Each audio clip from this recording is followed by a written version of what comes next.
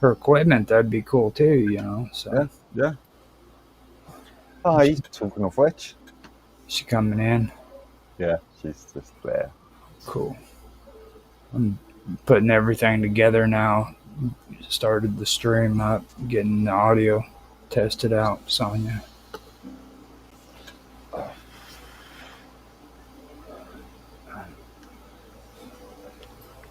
So far, it seems good. There we go. Howdy, y'all. Heidi. Howdy. Heidi. Howdy. Sounds good on YouTube.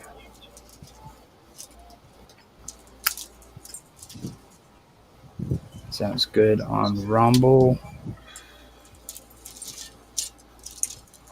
D Live sounds good. I'm not testing the other ones because I think they're worthless. They're not worth even wasting my time on. I checked D Live. It had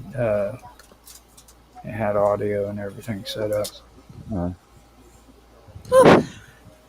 Now, Mark Watashik said he's going to be in here too, but Oh, yeah, we're supposed to remind him.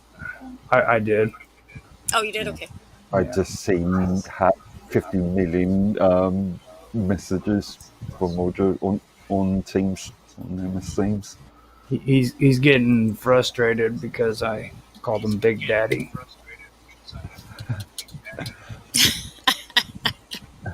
He is like Big Daddy, huh?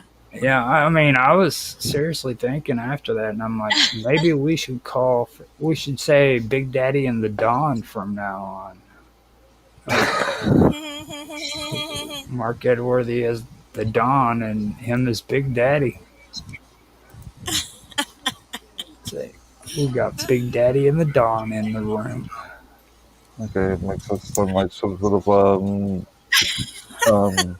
troop. Some sort of I don't know, stage troop. Well, I mean, it worked. Yeah, I mean, listen to that, like Big Daddy and the Don. Yeah. Sonia, have you got? It sounds like our audio's bleeding out on you. Yeah, do you have the speaker up? Yeah. I do. I can change it. Well, you can turn it down or turn it away from the microphones. Yeah, and I've got 12 fans going. Well, the fans, I can't hear the fans at all. No? Well, don't change it so that I can hear the fans. That's not how it works. You know, it's like, okay, let me take care of that. Yeah. Is that better or is it still doing it? It sounds good. For me, it does. Yeah. Do a countdown real quick. Yeah. Oh. I can always. Maybe. Here, let me put my headphones on. It'll probably solve everything. It's quite faint. So it's not too bad. There you go. Yeah. Had to do the headphones. Which I don't like, these gigantic headphones, but whatever. Yeah, I know. It took me a while to get used to them, too. Mr. Edworthy won't do it. He says that they aren't fashionable. Well, no. My fancy little mic like he's got. Yeah. I've got good noise detection, background detection. Circuitry in there. Now, I was wanting to ask you, I mentioned it in chat. Now, you want to show pictures and stuff, which I think that's cool, but do you want to show off your tools too, like your gun and everything? I went and got them just now. That's what took me so long. So I do have them. Okay. I just wanted to run that by you because I'm... Yeah, why not? So it'd be cool. I've got talking points too, or questions. So I'm going to ask you all the cool tattoo questions first. Sweet. I am totally prepared for those. Everybody is going to just be blown away when we start talking about tattoo and tattoos. Yeah, seriously, because I don't think the average person really knows the life of a tattoo artist. Yeah, that's true. I really don't think so. Well, I'll save it for the show. I was going to start telling you, but I'll save it for the show. Yeah, there you go. See, you're getting really, really good at this stuff, man. Am I? Thank you. And you really are. I'm trying. You are a pro. Oh, thanks. Well, everybody always has a problem when I tell them that. I was like, freaking, save that stuff for the show because that's Hmm. good content, you know. But they just like to spill their beans before they even get into the actual interview. You know what I mean? Right. So, and Yeah. Well, it has to do with the interviewer too. You are a very good interviewer, if you ask me. So, the questions that you ask bring up all kinds of stuff because you're such a good interviewer. you know So, why though, don't you? uh, why? Because you want to know. Yeah, well that too. That makes a good interviewer wanting to know. Yeah. You know, What? it's because I'm a sexy, sexy man. Whatever. Man, I Yeah. should have known that one. That was an easy question too, and I totally failed that one. Man. Roger, no flirting on stream. Yeah. Is Well, I mean, kind that of. flirting? I did flirting with himself. No. No boastering of one's He's ego used to. on stream. Yeah. I'm debating on if, or I was debating on if I wanted to say that. But thank you, Sonia. It's like, well, who exactly am I flirting with? It's like freaking. Yourself, I guess. Yeah. You're used to doing things with yourself, so. They call it self love. Love, No yes, comment. self-love. I know, right? Self love. Well, like we all are, we all have to like be here with ourselves and eat and watch TV or whatever we're doing. And sometimes that TV causes problems too. It does. It sure does. I could write a book on that. For sure. Now, Okay, yeah, sorry. Mark hasn't said anything yet in chat, which probably means he's gonna bail on me. He got a little frustrating, I guess. Debbie said she had to reschedule the show, so that kind of puts him Yeah. in a strange position because of his channel, so Yep. or his stream. So Yeah. now, So should I send you these pictures? I'm sorry. yeah, if you want to send them, and I'll upload them straight into the stream and everything, get them all set up. Okay, cool. Sweet. Just upload the files, and then I'll put them into the. Screen capture. Yeah, computer screen shots. Okay, sweet. I can do that. So we can get it on the way. And I'm gonna take my little head off of here when the stream starts. Oh, how nice. So Yeah, because that's sweet. like I said, I'm gonna make, because I did this for Michael Paul too, where I edited it out to where it doesn't show any kind of sign of my channel. Like that live with Roger Hanson won't be on the copy I send you. It'll just be you and Mark Edworthy, the sexy English dude and the sexy tattoo chick. There you go. Go Vogue on me. With both sides of the pond. That's right. Oh, Sonia started going Vogue on me, started throwing up there we go. There. Vogue. Right. Oh, Okay. now, if anybody's listening, just be aware. And especially if it's the first time you've ever watched my streams, just be aware this is the kind of behavior that takes place on Live with Roger Hanson. Yes. This is actually mild. We're doing really good. We're behaving. Yeah. Did you hear what I did? Censorship suck. No, what'd you do? I went on a show and I freaking told him about the intergalactic. You mentioned that, yeah, yes, the whole Winston, yeah. Yeah, the intergalactic proctology alliance and how it was in their. What the fuck? Yeah, and I said in their mission statement, it was their goal to freaking anally probe every single living creature in the universe. Everybody needs a hobby. All right. Oh my gosh, so silly. Well, then I broke it down to him too, and I was like, and I've heard a lot of people talk like, if they have all this technology, why do they still have to anal probe people? And I told him, I was like, well, you got all that technology just laying around. it's like freaking why not use it? Why would you want good technology to go to waste? You know, There's a logic there. Okay. if you have anal probing devices just sitting there, you might as well use them. Ew. Yeah. That's what I said on there. I figured that because Willie wanted to know where you were. Yeah. I think So Willie likes me.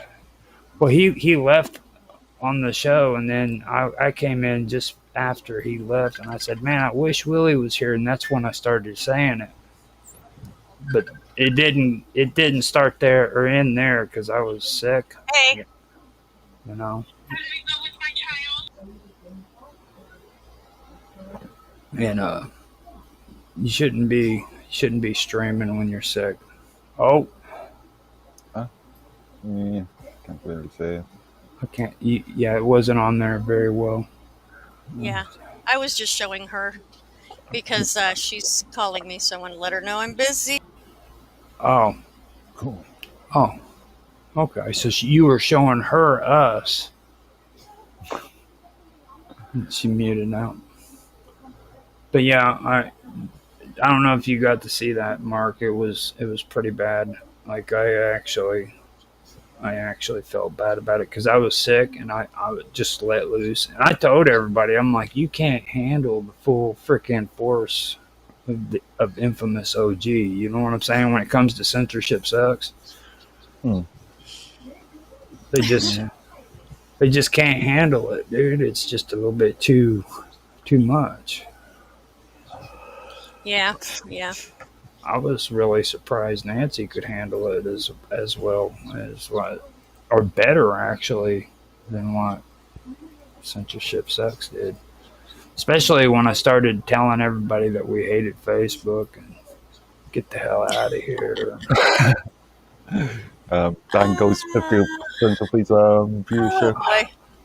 Freaking Mark Watashik started sweating balls, dude, because Sweating balls even. because censorship got all upset. He's like, man, you can't be coming on here and telling our viewers that we hate them. Yeah, he really loves his viewers. Yeah, He no. says, you know. He had to correct me.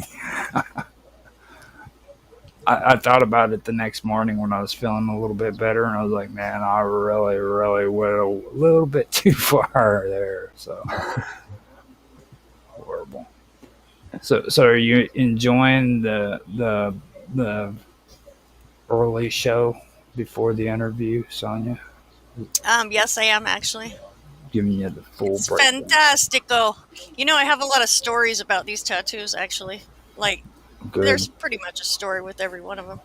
Okay. But So I'm throwing them into teams right now for you. okay. Let me. Are okay? They're on. There we go. We got them. Now you just want to do those 4, or are there more? I got a bunch more here. Okay. I got, there are probably over 40 there.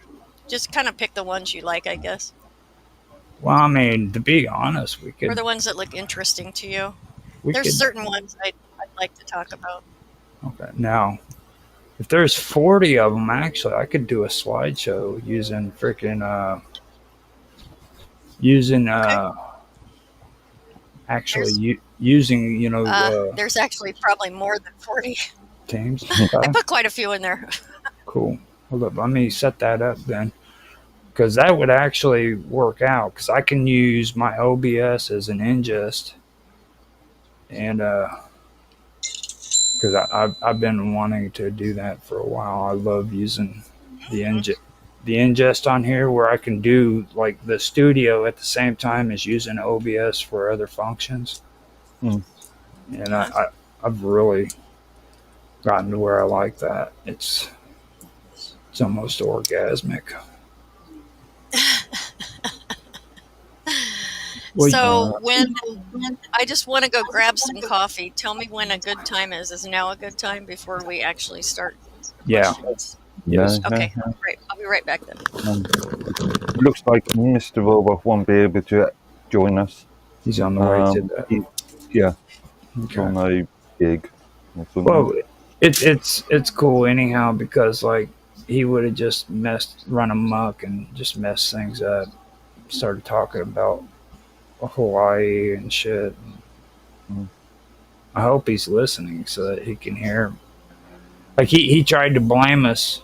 You know what I mean? Like Get melted. he's going to go get melted. In Australia, that could mean a lot of things, ladies. Yeah. But we both know what he means. Yes. Yeah. We both know what he means. So I'm gonna use the ingest on here for OBS, and I'm just gonna connect Teams up with the photos on the message between me and Sonia, and I can mute out. I can mute out on OBS with the desktop and the mic and stuff, and just do window capture and pull it up. So, have we had any issues with last night's stream, especially on YouTube? No, not yet. I actually was even able to download the stuff and get it going. So that actually turned out pretty good. I think. YouTube, huh? yeah, I was going to say on YouTube, considering last night and what was it, last week or the week before, we had a controversial one. Dave lighting up a bit. Oh, but yeah, that must have. That one didn't have any problems whatsoever. It came through. No, I really do believe that though that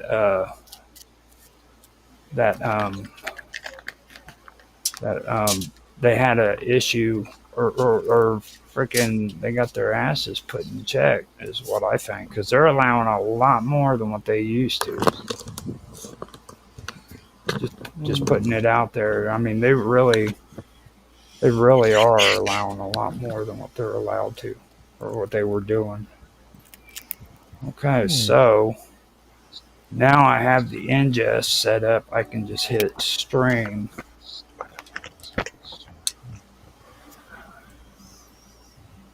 And it should be able to do it. There we go. Now you two are going to be down on the bottom.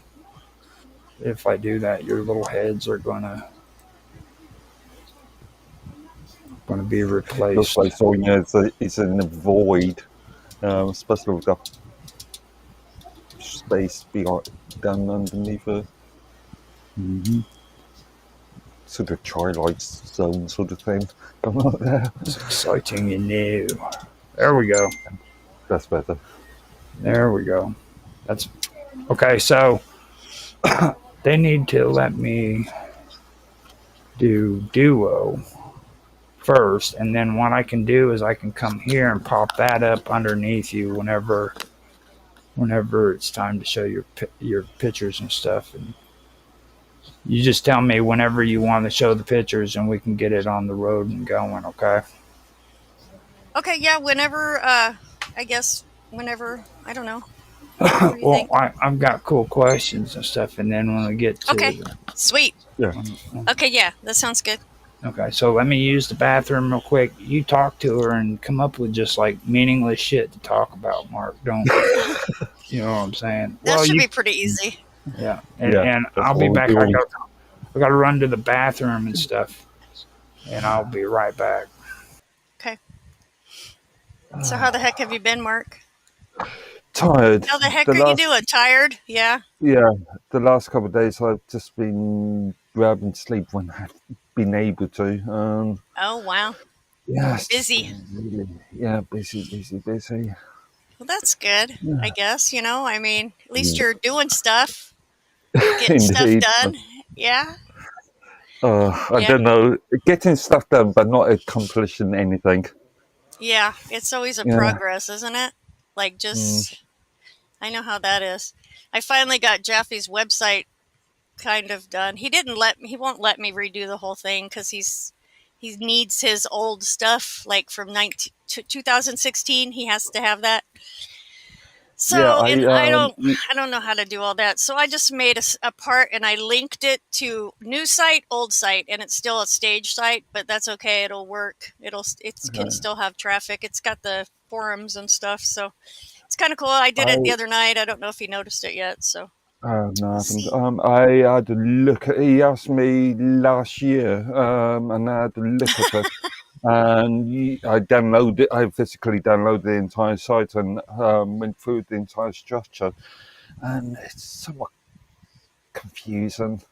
It's very messy. Very messy. Yeah, for sure. I was intending to move it from WordPress to Joomla. Okay.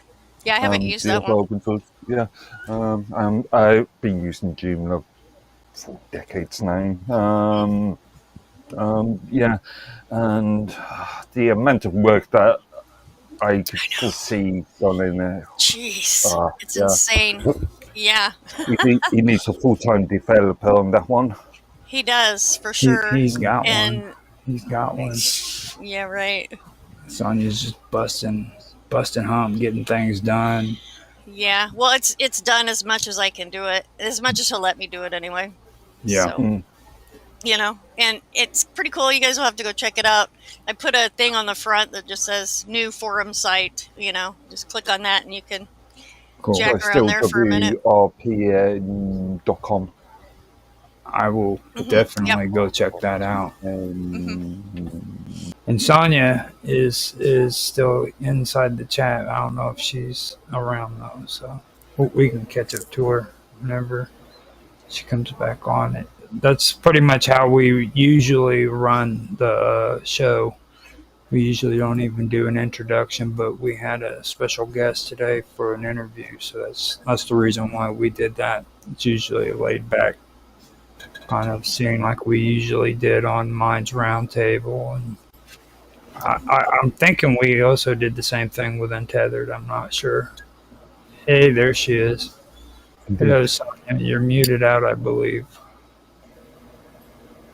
Not quite. Say something real quick. Yeah, you're muted.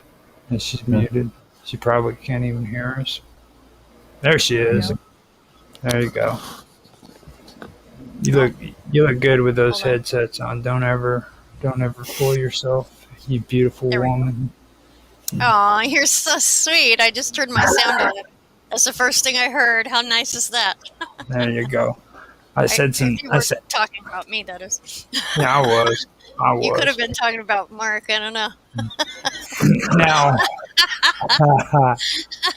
you apparently heard me last night, I guess. Was it? No, it was the night before. I was calling Mark. Yeah. I called both of Mark's beautiful. And DK, he's a beautiful man too. Yeah. Luscious hair. The luscious hair. And it's like they get all homophobic and shit. And they don't understand. They're like, no, Roger's just fucking weird. Funny enough, I'm thinking of getting my hair cut in the next week or two. Just trimmed, just the ends. Yeah. You don't want to keep it nice and growing. Yeah. you don't want to do it too much because that's where the women love you, man. Like, and you might get Nancy upset with you because she really you can't have that. No, Nancy loves your hair. Yes, so it's beautiful. So we have a couple things, man, on the agenda. No, we don't really stick to any format, but I put stuff up for talking points just to kind of keep the conversation going, you know what I mean? But tonight I put some stuff up that I think I wanted to talk about. And well, the first one is something that Mark Edworthy want to talk about. And I don't know, maybe you would have a good point of view on this one, Sonia. This has to do with the United Kingdom of Great Britain and Northern Ireland data. I know all about that. It's an act. But it's but there is it does link into the US as well. So yeah. And as a matter of fact, that last one that you were talking about, that you freaked out about the Child Protection Act. You got triggered. Yeah, he got triggered. The Child Safety, the Online Safety Act. Yeah, well now we have something trying to be pushed here in the United States that actually straight out says Child Safety Act. And according to what I heard from Naroki, it's pretty much side by side identical, same basic act. I did listen to a senator or a couple of senators talking about this only a couple of days ago. Only really just I was in the middle of doing other things, so I was deciding on the background, so I didn't take that much notice of it. No, what I did do is I did go and grab that. I did go and grab that video that you posted up on your thing. If you want me to play that, I can. Yeah, feel free to. It's not that long. It's only 5 minutes. Less than 2 minutes. 5 minutes. Okay. Yeah. It's like 5 minutes long. I can pop that up here after I figure out what the heck it is that I'm doing. Because you know how I roll. Oh, yeah. Winging it.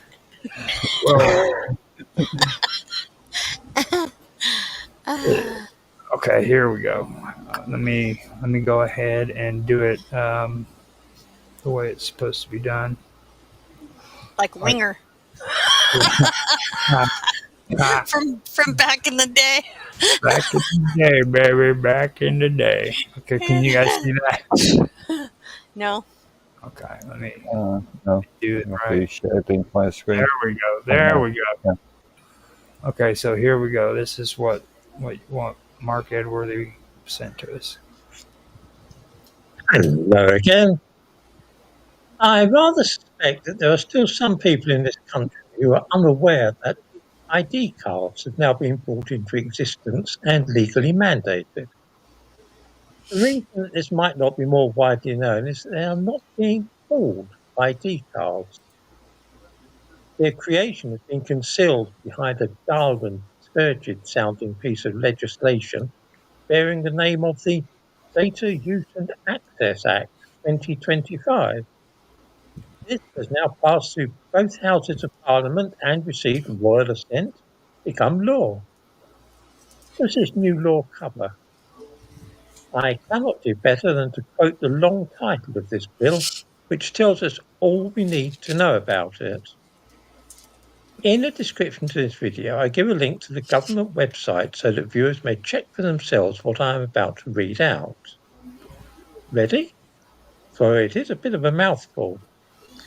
This law is intended to make provision about access to customer data and business data, to make provision about services consisting of the use of information to ascertain and verify facts about individuals, to make provision about the recording and sharing and keeping of registers, of information relating to apparatus in streets, to make provision about the keeping and maintenance of registers of births and deaths, to make provision for the regulation of the processing of information relating to identified or identifiable living individuals, to make provision about privacy and electronic communications, to establish the Information Commission, to make provision about information standards for health and social care, to make provision about the grant of smart meter communication licenses, to make provisions about the disclosure of information to improve public service delivery, to make provision about the retention of information by providers of internet services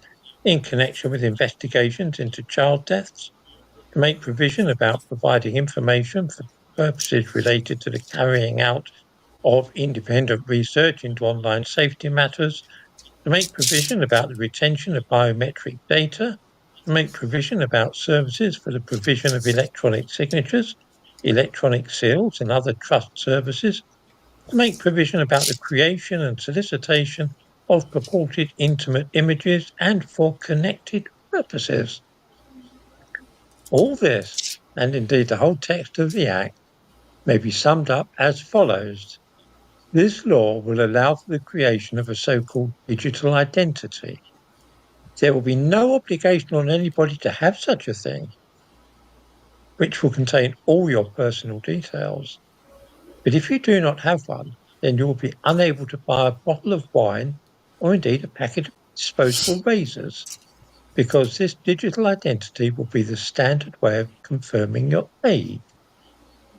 You will not be able to register a birth, rent a flat, get married, buy a house, get a job, or register with a GP. Nor will you be able to obtain a passport or open a bank account unless you have a digital identity. Without a digital identity, you will be a non-person. What safeguards will there be to stop your personal information from this new form of virtual identity card getting into the wrong hands? Here is where we run into an old rule of mine which predates the modern era of digital communications and so on. Now that digital ID cards are a thing, the government is launching a campaign to assure us that there is no danger of our details getting into the wrong hands or being sold to somebody in China or America. The first step is that they will be publicising what they call the trust framework, which is essentially telling us to trust them with our information. It has for over half a century been a foundation stone of my dealings with others that certain phrases usually mean the complete opposite of what their words convey when somebody uses these expressions when talking to you. For instance, if somebody says, "I can change," that is as clear an indication as you could hope for that the person concerned cannot change. In the same way, anybody who says to me, "It's not what you think," is telling me plainly that it is exactly what I think. Perhaps the clearest example, though, is a man who says, "Trust me." This invariably means that one should not, under any circumstances or conditions, trust this person. When the government appeals to me to trust them, all my hackles rise, and I know they are up to no good. And so it is in this case.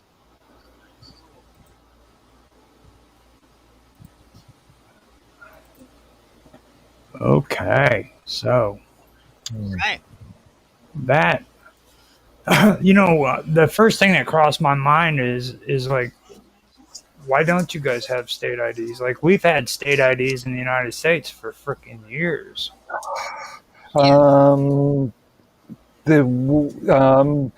Back in World War II, identifications were implemented, and I think they ended in somewhere in 1955.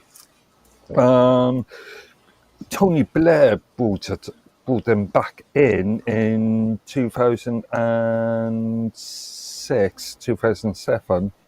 And then they were, and there was just a voluntary scheme at that point, and there was so little uptake on that scheme that it was discontinued in 2011.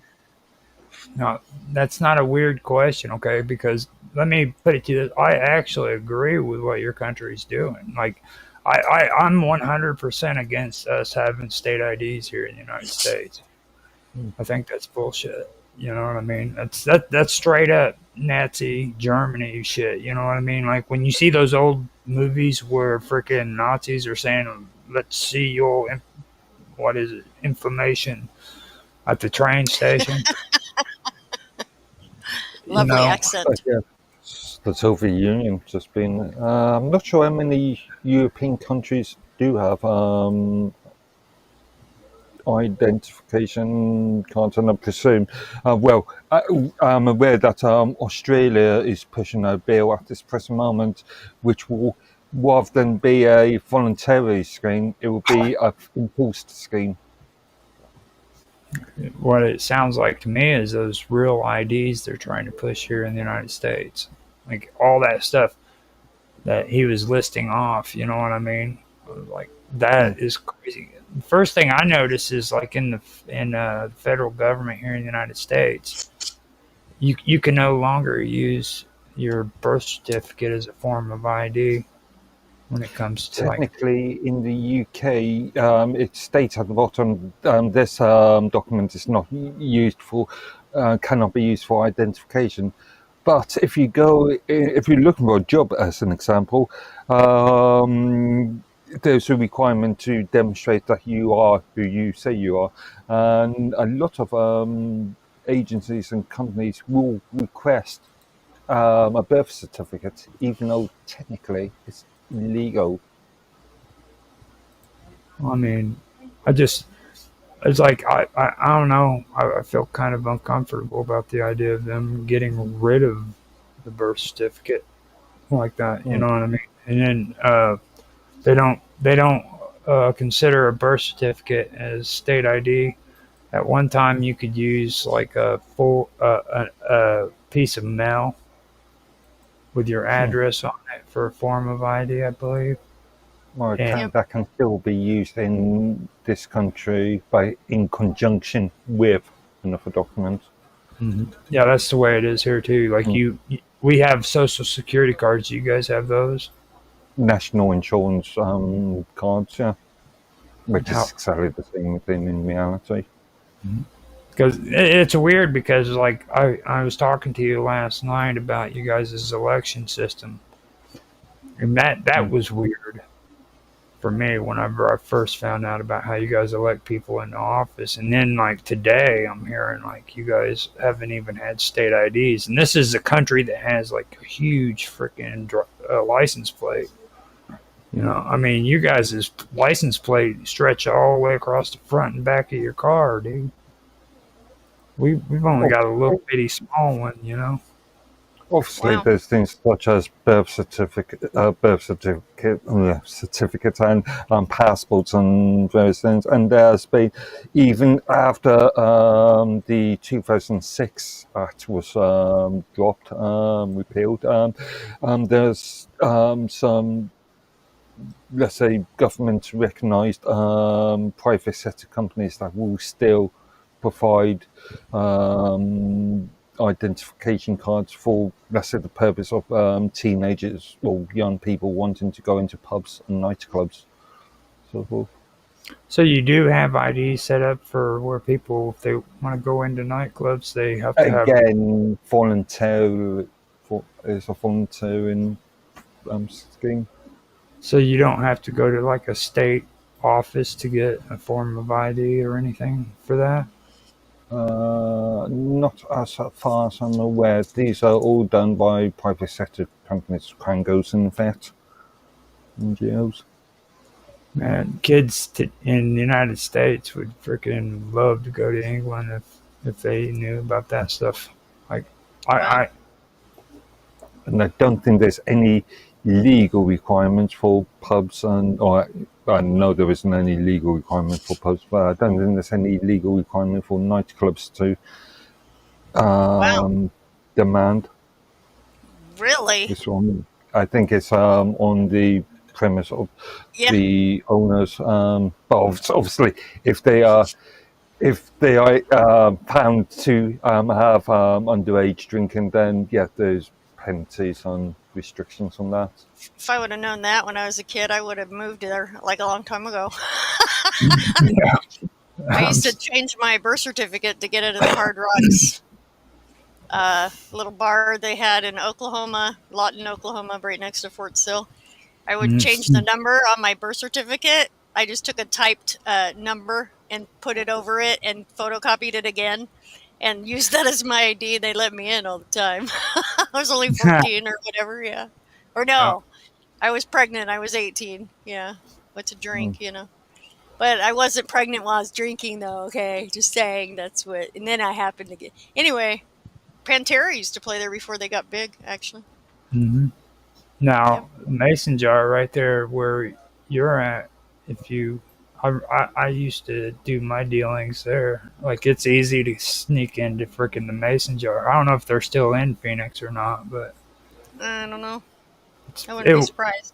It was a pretty famous rock place. Sounds familiar. It's where Newstead isn't Newstead the one from Arizona? He came the ugly dude from Metallica. The ugly dude. Jason wasn't that ugly. Oh yeah, he was. He was butt ugly, dude. No, he wasn't. Well, anyhow, that's where he was discovered, and Guys don't get ugly. you know, They just get more like refined and more like demure or whatever. You know? More dignified. They don't get ugly. That's how it so goes. so you being Something that I just double checked on the World War II identification cards under the National Registration Act was introduced in 1939 and ended in 52. so it ended in 52. Yeah. So that's weird to me. I mean, because like we've had freaking state IDs and everything here in the United States since I couldn't even tell you, to be honest. Do you know by any chance, Sonia? No, I don't. I don't even know if it was a result of World War II or not. I do know that the Mason jar turned into the Rebel Lounge. Oh, that sucks. See, that sucks. Not really. They look pretty hopping. They've got bands all the time and stuff. So Well, as long as they're still popular, but like, yeah, you know what I mean? But I just had to throw that in there. Thanks. well, it's good that you did, because the Mason Jar was probably one of the best clubs in the country, to be honest with you. Yeah, Really? I've even heard of it. Yeah. Wow, really? Yeah. It's crazy. Well, you know, I do bring that bit of practicalness to the conversations. That So. rock and roll chick that we all love so much. That's what it's all about, dude. Like you came onto your interview with a slashed up Megadeth shirt, dude, talking about tattoos. You know what I'm saying? You can't freaking, Right. you can't top that. Slashed. And it's a real concert shirt too, not a fakie you can get from Walmart. I don't even think they have those at Walmart actually. Megadeth, Dave wouldn't allow it. He'd blow up the Walmart that had those. Intellectual property issues. Yeah. Just that's what does Jaffe call it? Value added content. So close to value, we almost have to call it porn. Oh my god, that's hilarious. So bad. Going back to the original subject. Going back to the actual topic, These things were the 2006 thing was pushed by Tony Blair, who was the Prime Minister at the time. And as we all know, Tony Blair, the Blair Foundation, has links with the WEF, WHO, the entire to the globalist institutions, and I believe that's pretty sure that this new act has been pushed, been promoted by himself. And we could be seeing, this is the beginning of potentially what we see in China. The concepts of digital banking and everything being wrapped up into one sort of traceable package. Well, for me personally, I feel that was always the agenda. You know what I mean? Like even back after World War II, and when they started building up the World Health Organization and the UN and all of this stuff. Okay, I really believe that's what their plan was, even back then, to eventually create what they're doing now. You know, people like me, you, and Sonia, we're obstacles. We're a thorn in their side, so they have to learn how to trick us so that they can get their way. You know what I mean? Very subtle ways too that they work. You know, For sure. Because I mean, think about it. It's a really cool idea of forcing people to freaking get insurance on their car. You know what I mean? Because of course, there's people who don't have insurance that are running around causing accidents. That sounds really cool. You know what I I got mean? something to say about that. If you're interested in hearing a way different perspective on the whole insurance thing. Go ahead.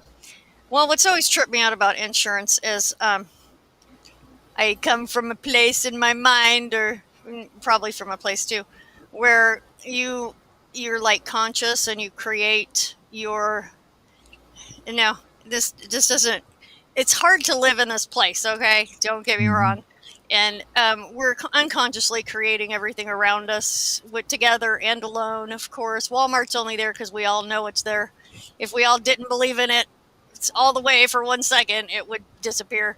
That's just how it goes. Conscious co-creation, really.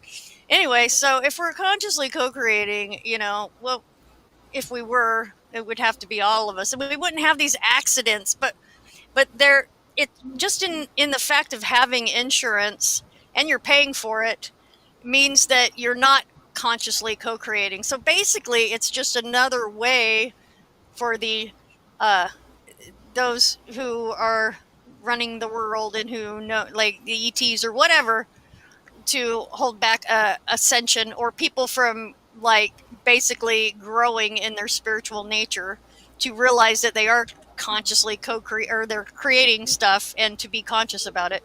But in any case, it's always been something like that for me. So paying insurance is like, ugh, because it's like if you're conscious about it, you're not creating an accident unless you want to. And there's reasons why all this stuff happens. It's really hard to see in 3D or to explain in the 3D thinking.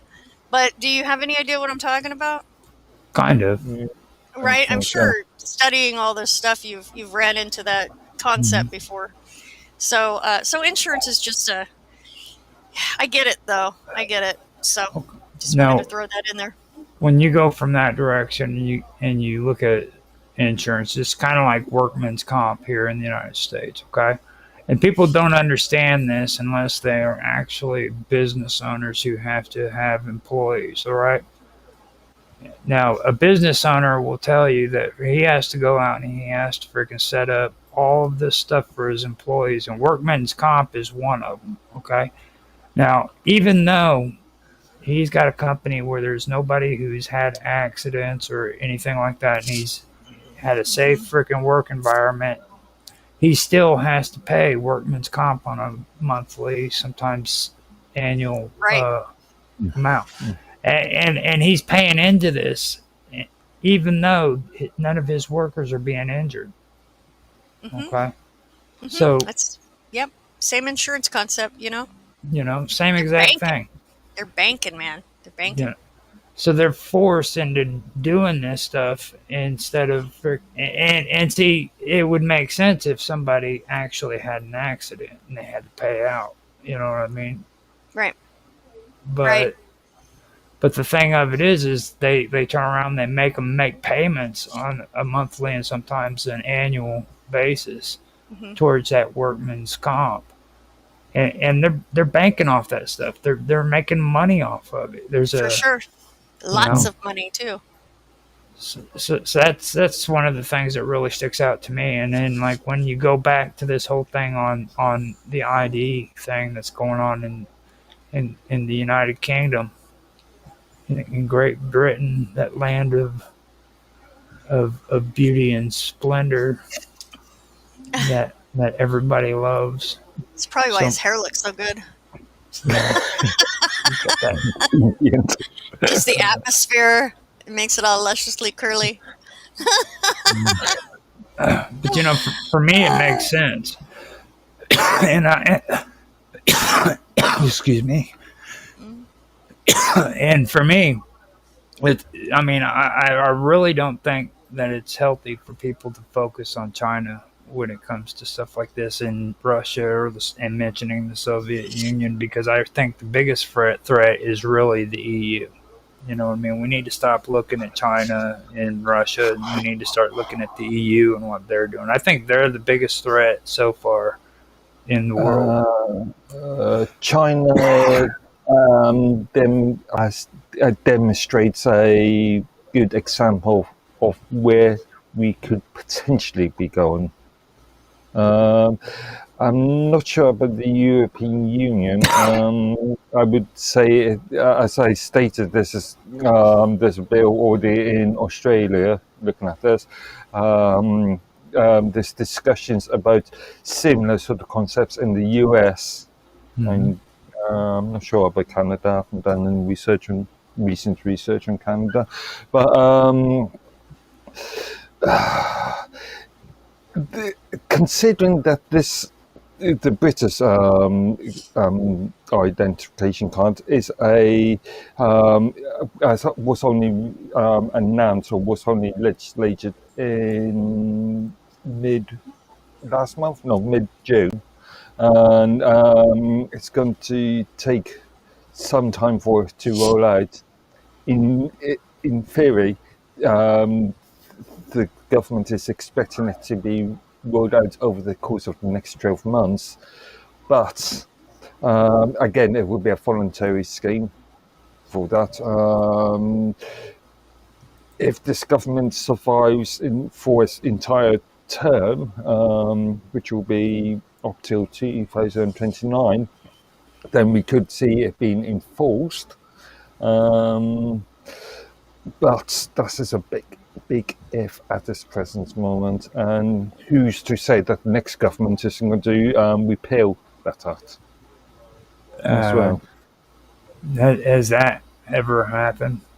Like, has that? Like I said, in the 2006 Act, it was repealed. It was brought in by the Labour government under Tony Blair, and it was repealed in 2011 under Conservative government by David Cameron. All right, so it only stayed in for like 5 years. Yeah, roughly. Yeah. Now, to be honest with you, that probably isn't a Chinese thing to worry about. You guys are probably experiencing something that we actually pushed on your country, to be honest.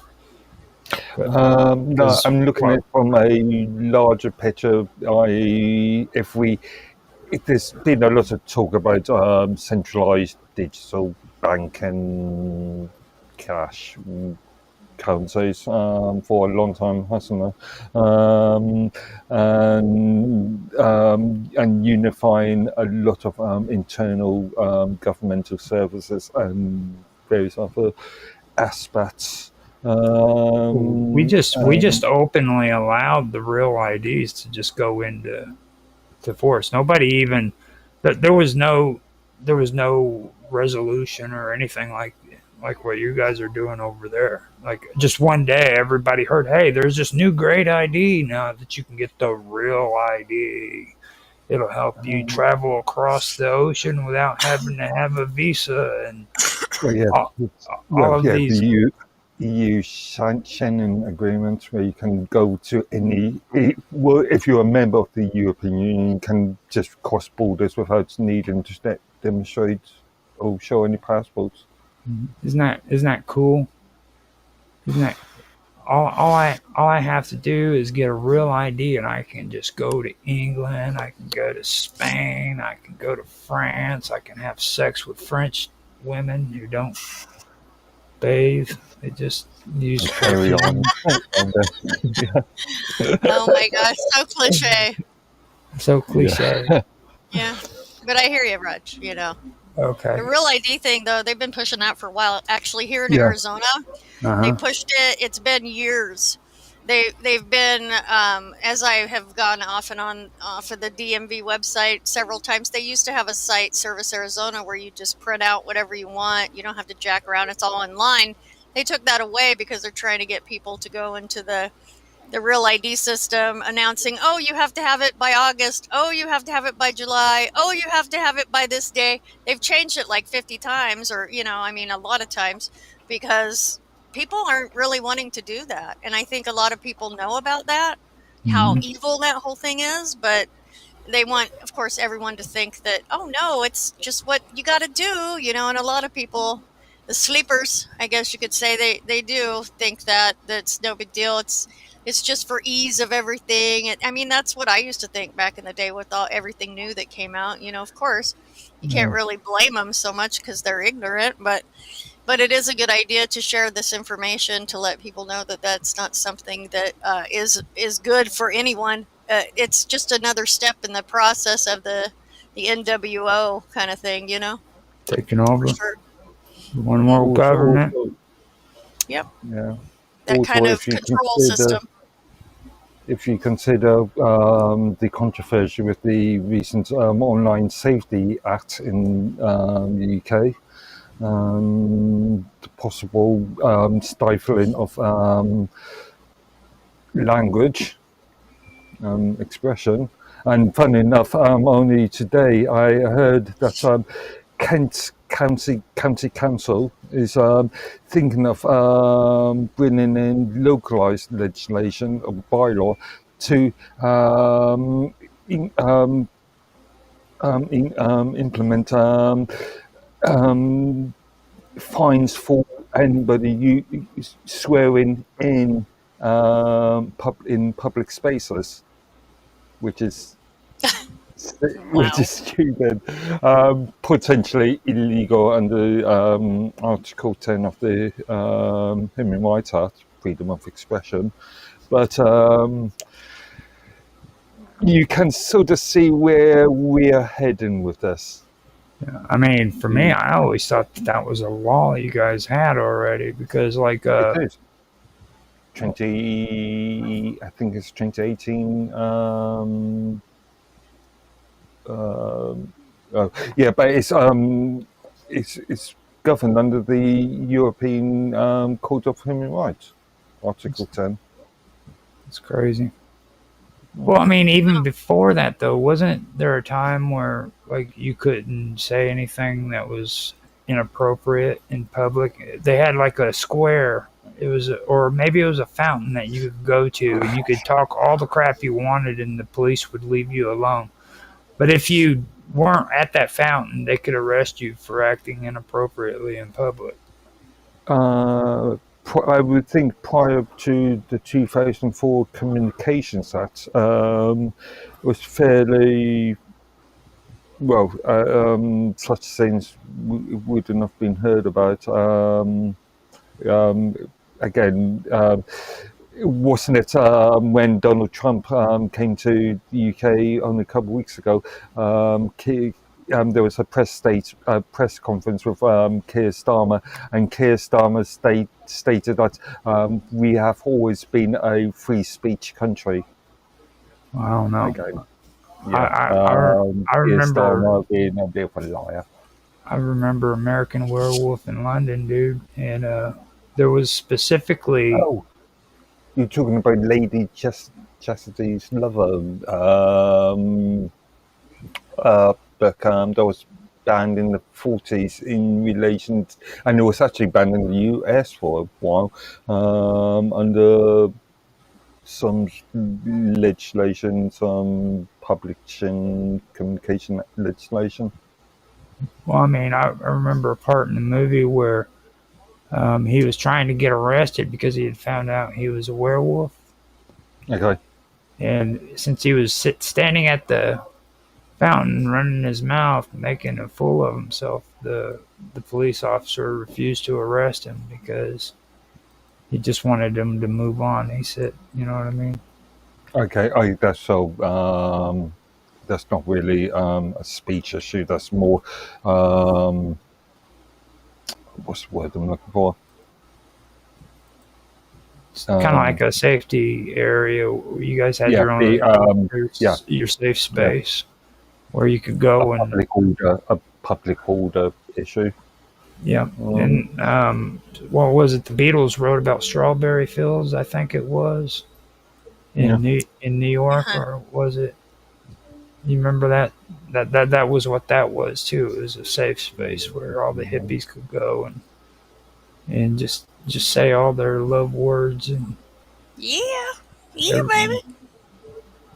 The major issue that we've seen in the UK at this present moment is because of the Online Safety Act, the Office of Communication, which is a a separate organisation with the government, so technically a Quango. They've been around since I think the 30s, actually, maybe at least since World War II, if not earlier. I think 30s, and their remit has always been to regulate content on TV and radio. But because of the Online Safety Act, they've been given more powers to regulate the internet and content on the internet. Yeah, I see. And there is question about their. Let's just say there's some question about the objectivity.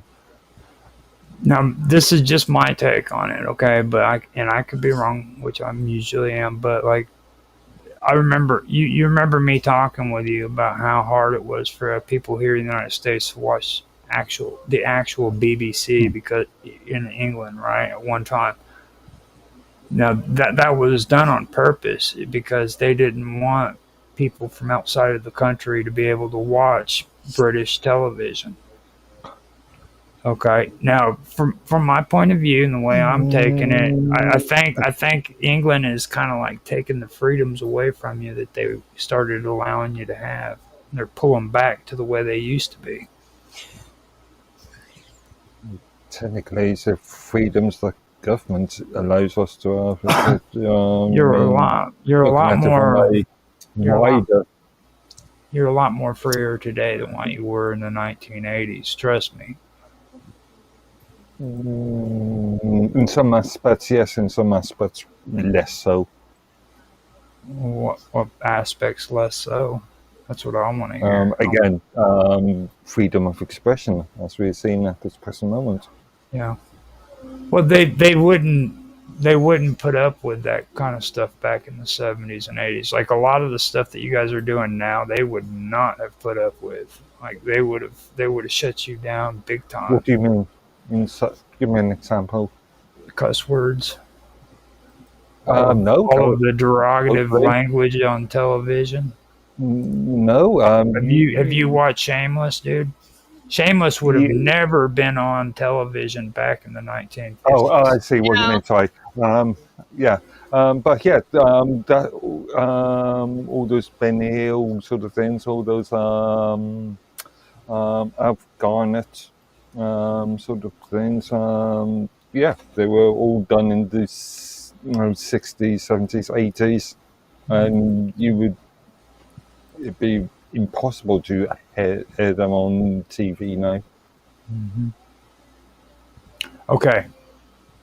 So, do you have anything to say about this espionage, Sonia? I'm not good at espionage. I've been told by someone who I respect their opinions. So that's no. Thank you. Who was it that told you this? That you respect their opinions? Gary number one in Texas. The guy I started tattooing on back in the day. We're still friends, of course.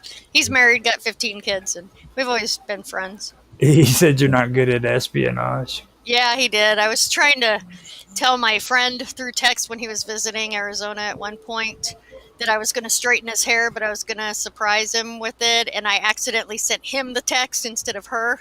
And I didn't realize it until he told me, "Oh, I see what you're doing. Yeah, you suck at espionage." So I'm like, okay, all right, I'll take that. I did. So,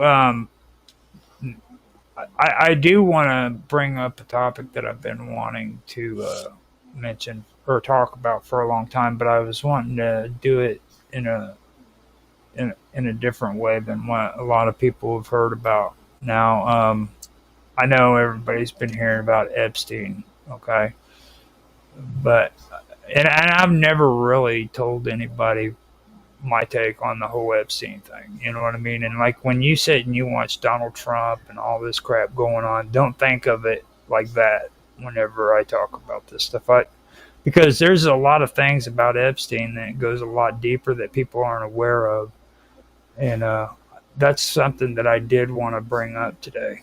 And Mark, you might actually know the first guy that I want to bring up because Um, he actually had a lot to do with a lot of the stuff. Have you ever heard of a guy by the name of Robert Maxwell? The newspaper ban. Mm-hmm. Oh, you talking about Senior, the one that mysteriously died off in the boating accident? Yes, in a boating Yeah. accident. Yeah. Isn't there Robert Maxwell Jr., who is Another. the current? Oh, I always get confused with that name. He Robert Maxwell was the British media Okay, tycoon. yeah. I remember Thatcher and Margaret Thatcher and Robert Maxwell always had a fractious sort of relationship. Being the prime minister and him being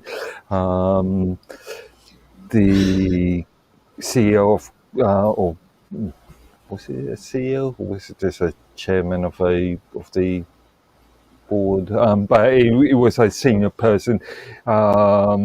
He run a number of UK newspapers at the time. Yeah, and he actually he became very powerful and influential, like especially in the second half of the 20th century.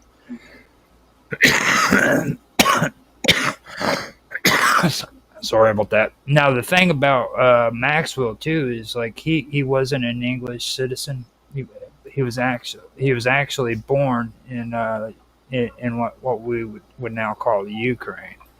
And that was back in 1923. Okay, and the thing about this guy that's so interesting is like his life, man. First of all, he wasn't a very good man, right? And the reason why I'm mentioning him is because his daughter is the one that they're talking about right now, who is supposed to be releasing 100 names of people who were affiliated with Epstein. Okay. Now, there was a stream that was on about a week ago that I watched that I actually enjoyed it because they were the only ones who brought this stuff up. You know what I mean? And even though they brought it up, they still kind of like threw a lot of conspiracy theories into it. You know what I mean? But the whole thing about this story is you don't need conspiracies to go with it. It is just a strange freaking story.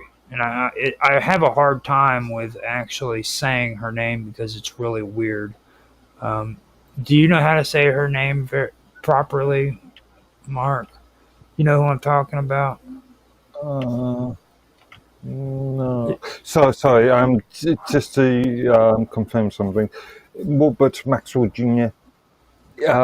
Is a son of. I was right. Robert Maxwell Jr.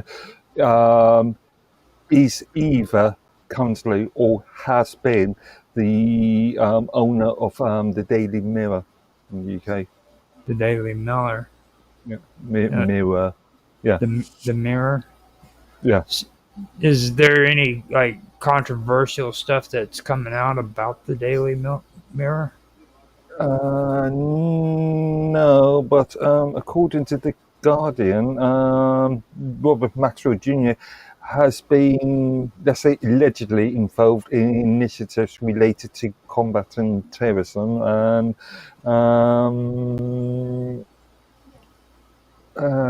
he was involved in financial dealings with his father's companies and faced fraud charges after the death of his father. Yeah, and see that right there is something about him that a lot of people don't know. Like right before he died, okay, mysteriously, he had literally freaking swindled. Well, I don't know how to say it. Pounds, I guess you'd say, millions and millions of dollars of or pounds from people who work for him. You know what I mean? So He ended up getting in a lot of trouble, I believe, for that one, didn't he? Allegedly, he screwed people out of pensions. Mm-hmm. Allegedly. I don't know if that has ever been proven. I would have to do the research on that, but just for the sake of legality, I'll just say allegedly for the moment. But yeah. Now his daughter's name is Geislin, I guess. Guys, yeah, Guys, Ghislaine. Mm-hmm. Guys, name. Yeah. Now, see, the weird part about her is this: like, whenever, back when they were trying to bust, Epstein, he actually was able to make a sweetheart deal, okay, with the courts that to where four people, I believe it was four people that he named on the list, weren't going to be prosecuted for anything if he made a plea for a lesser charge. So he basically was able to con Florida into dropping freaking sex trafficking charges down to like hiring a minor who was a prostitute. And she was actually found guilty of child sex trafficking and other offences in 2021. Right. Potentially in relation to Jeffrey Epstein. And the only reason why she couldn't be put on the list was because she was located in New York. Okay. And then when she was subpoenaed to show up to court, she actually got away with freaking not showing up to court because she said that she was leaving the United States for good and that she would be gone. And she says she's got dual citizenship with the United Kingdom, France, and the United States. Mm-hmm.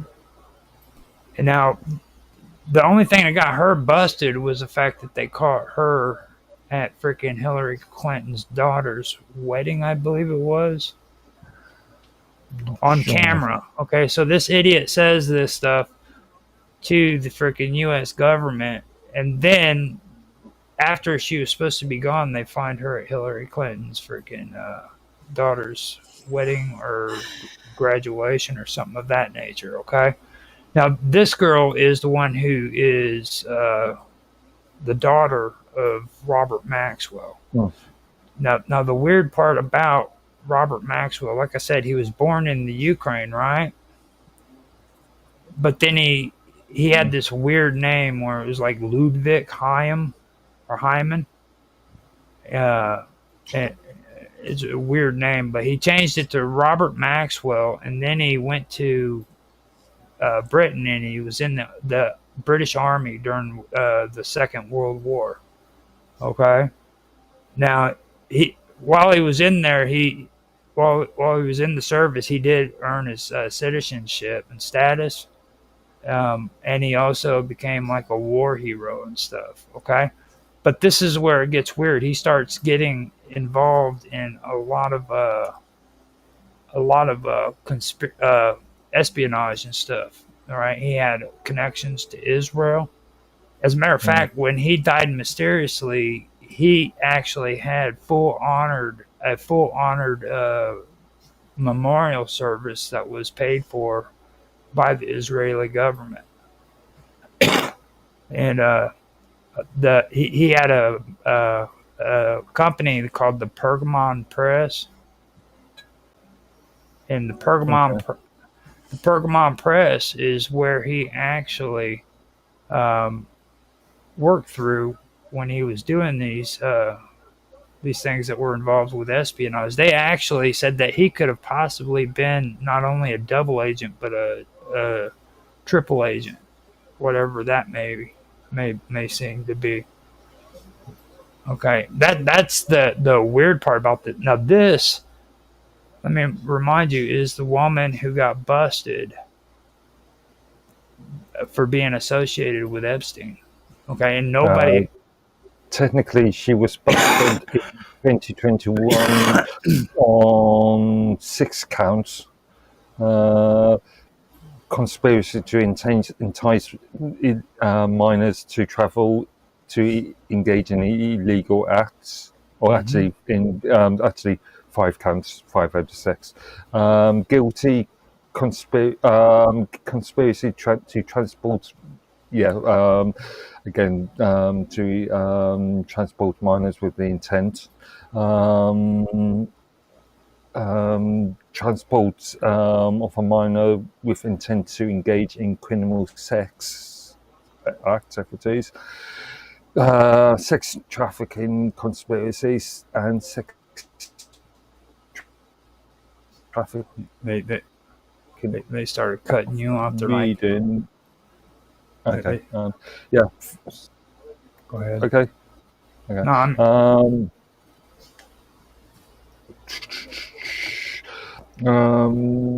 let's just say that she was charged.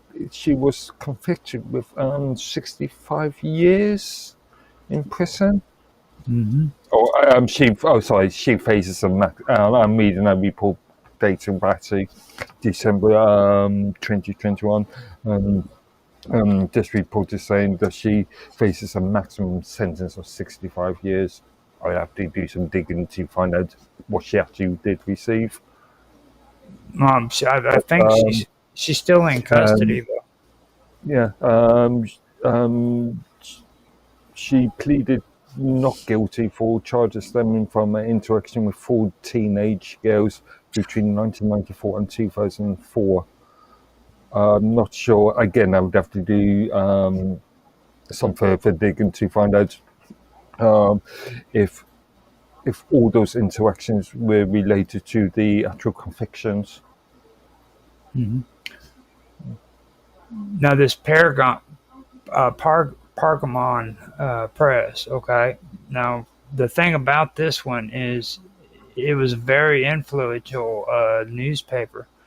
But where I'm going with this, whenever I say that name, remember this, because the thing about it is the Pergamon Press is specialized in academic journals and scientific literature. Okay. And this is kind of where things start getting weird, especially when it comes to his daughter and what she got busted with. Okay, so you had him. He was into the press. He became very powerful. He did serve time as part of government. He did hold a government office, I guess, at one point in his career, as well as have the thing. As well as have the press and the media and stuff that he became very powerful in, I should say.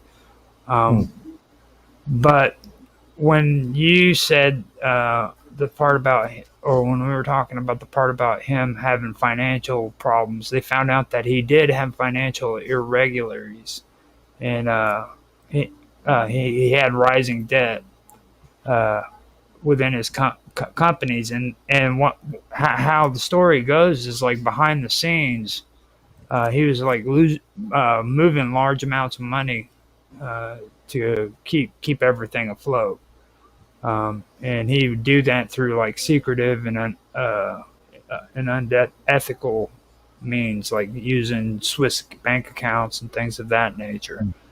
Now when he ended up dead, that was in November of 1991, according to what I've gotten. And he was in the Atlantic Ocean. Now, according to what was said, he apparently had fallen from his private yacht.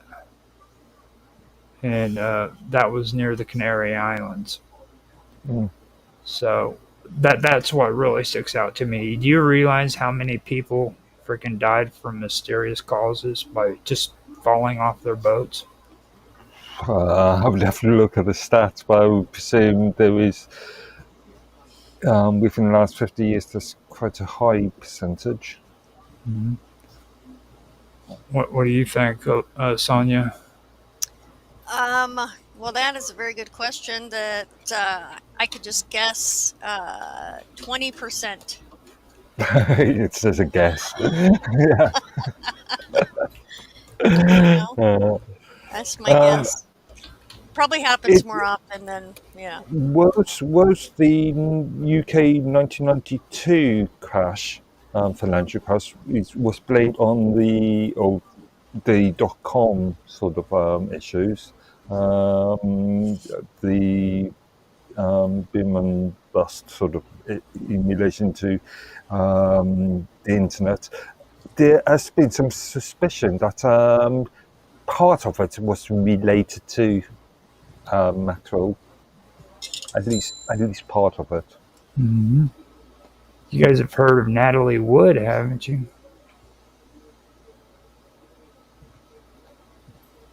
Yeah.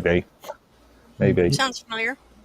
She's the little girl that played on freaking The Miracle on what is that, 35th Street or 51st Street or some shit. You remember that Christmas movie where Santa Claus is being put in court, where he has to go to court to prove he's Santa Claus?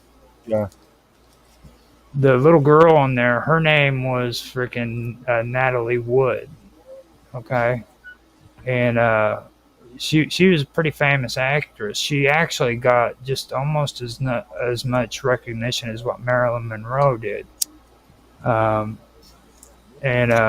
She ended up falling off the side of a boat and drowning too. And she was married to that one guy who played on Heart to Heart as the father, or as the husband. You remember him? I've never seen Hanson. I'm aware of it, and I know who you're talking about, but I've never seen the in the US then. Now, Sonia, you're not as old as us two, are you? I'm 53. Yeah, you're as old as us. You should know Heart to Heart. Yeah, I remember that. It was the husband on there. She was married to him, and there was a lot of stuff that was involved with him that was pretty mysterious too. You know what I mean? And then, like with her, like the way she had died, it just really stuck out to me when I heard the story on how Robert Maxwell died too, because it was the same exact thing. He just mysteriously fell off of his yacht in the Canary Islands. You know what I'm saying? Mysteriously. Mm-hmm. Yeah. So he got drunk, maybe kind of like that one movie Overboard, where that chick falls over and that dude. Talking about Ray Milland. Ray who? Milland. Oh, okay. Being the father, yeah. No, the husband. Or the husband, yeah. I think you're talking about, Ray Milland. But yeah. Maybe. I have a question. Maybe. What? It's somewhat off topic. What does politically moderate mean? In what context? Like if you were choosing that on your dating profile.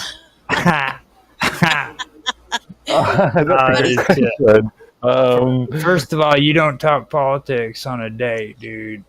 No, but when you fill out the form, it's you can choose it. Some people choose I know what politically liberal means and conservative. Does that just mean not really either?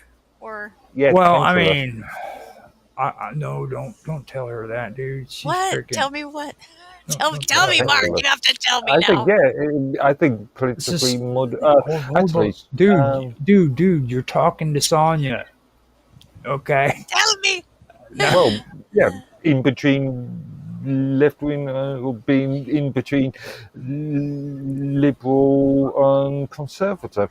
So they're basically not really into it too much either way. Okay, look okay.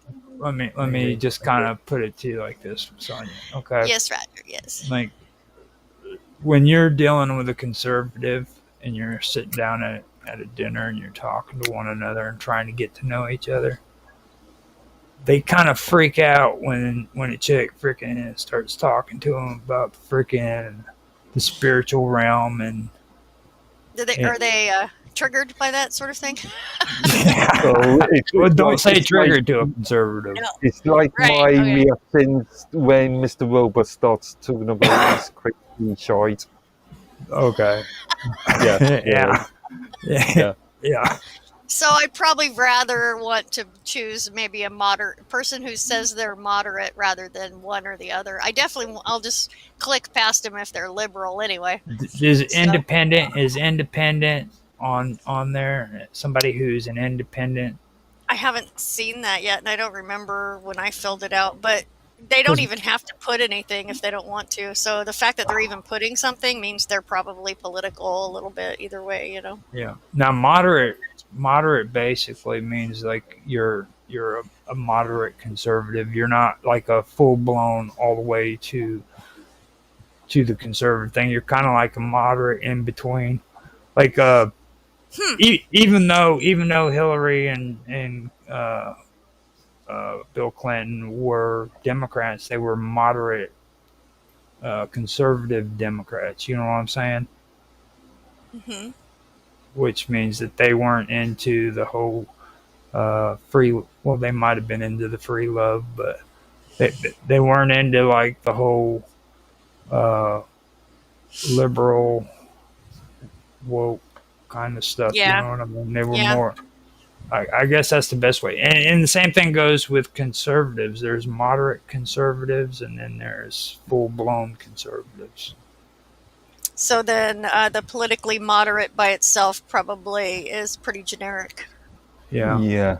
Good. I like that. That's fantastic. All right. We should probably do a video on how to fill out the best profile online dating. I would some just put on there that if you want to be with I me, haven't put nothing. you better get Oh, naked.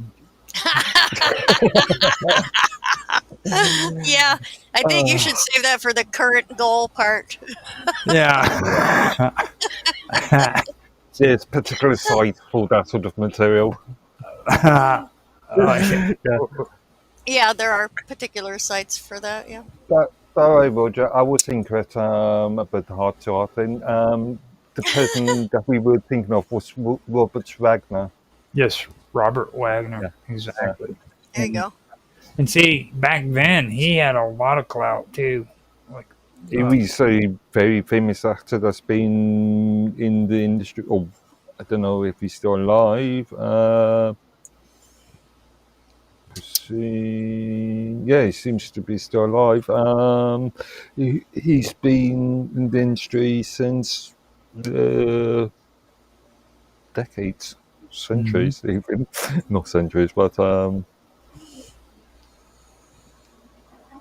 1970s when he's 1975 is when his TV industry peaked. Since 1968, possibly earlier. Yeah. 66, 62, 60. It's odd, and you find weird things too. Like one of the Kennedys actually was supposed to have had an accident where his car had flipped over in the water off of a freaking dock, and he was found sitting on the freaking car with his dead girlfriend inside. Ew. Yeah, inside either the car or some crazy stuff had drowned inside of the car, and he was sitting there on the trunk when the police officers got there. Some weird shit like that, and stuff like that always happen. And then you got this incident with Robert Maxwell where he fell off the yacht. That's the first thing that stuck out to me. You know what I mean? It was the first weird thing. If I remember rightly, there was allegations that he was involved in Princess Diana's death. There was this entire thing about, if you remember correctly, it was related to cars going too fast. There was an allegation that the car that she was sitting in was driving too fast because of a journalists behind the Paparazzi. Paparazzi. Yep, I There remember was that. an allegation that he had Robert Maxwell Senior had a influence in that. I don't think that has ever been proven. Well, the interesting thing about that though is like I said, with after he died, a lot of other people did suspect foul play with it. Okay, and his body was recovered, and but after it was recovered, the weird part of it is it was given a formal burial in Israel. Okay, and you need to understand that he did have close ties with Israel, but he wasn't a citizen of Israel whatsoever. Okay. Actually, correction. It would be in relation to Diana. It would be Maxwell Jr. Oh, his because son. she died in '97. Yeah, she died in '97. Maxwell Singer died in '91. Mm-hmm. So yeah. Yeah. Yeah. And I pulled it up and I found out that Maxwell had misappropriated hundreds of millions of pounds from pension funds from his own company. So it was hundreds of millions of pounds. That would be like $5 here in the United States. Maybe. Now the revelations triggered one of the largest corporate scandals in British history. It was actually one of the biggest scandals ever in history, and this woman's father was the one who was responsible for that. Okay. Actually, did I say 92 being the .com? That doesn't even make sense. I'm thinking 2002 on time. So yeah, ignore my .com sort of thing because that time frame doesn't work. Yeah, I was thinking 92, 2002. Yeah. Now, I have another question that's kind of unrelated again. Okay. Go on.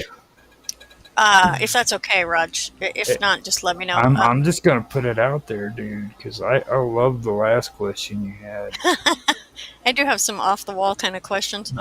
I'm just curious if either one of you guys know off the bat if 6'4" and 147 pounds is a skinny person or just a regular person. 6'4" and 130 pounds. 147. That's Oh, kind of dude. skinny, huh? Yeah, that's tall and skinny.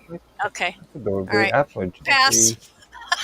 Yeah, like if you gave that dude a bowl of rice, he'd freaking choke on it, dude. So rice makes you fat, huh? No, I'm saying his throat would be so small that it's okay, so tiny that a piece of rice would cause him to choke to death, dude. Yeah, I've had it with the tiny guys. I'll tell you that for sure. I just realised. Yeah, it was nothing to do with the .com bubble. It was the 1992 Black Wednesday recession.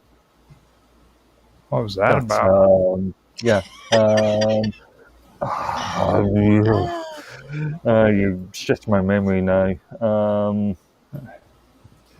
Financial crisis that occurred in September '92, when the UK government was forced to withdraw sterling pounds from the European exchange rate mechanism, which caused a recession. Mm-hmm. So yeah, there's a possible link between the Rupert Murdoch pension scandal and the Black Wednesday recession. Possible. Now, see, the weird thing about Maxwell is like a lot of people believe that or they claim that he worked for like the British intelligence, and then there was others who also suggested that he had links here in the United States, that he was like the intelligence agencies and everything. And there's He had links with the security services in the UK because he was a newspaper mogul. He was in charge of various newspapers. So these newspapers, these journalists would have tip-offs, and security services probably would come in and say, "No, you can't print out."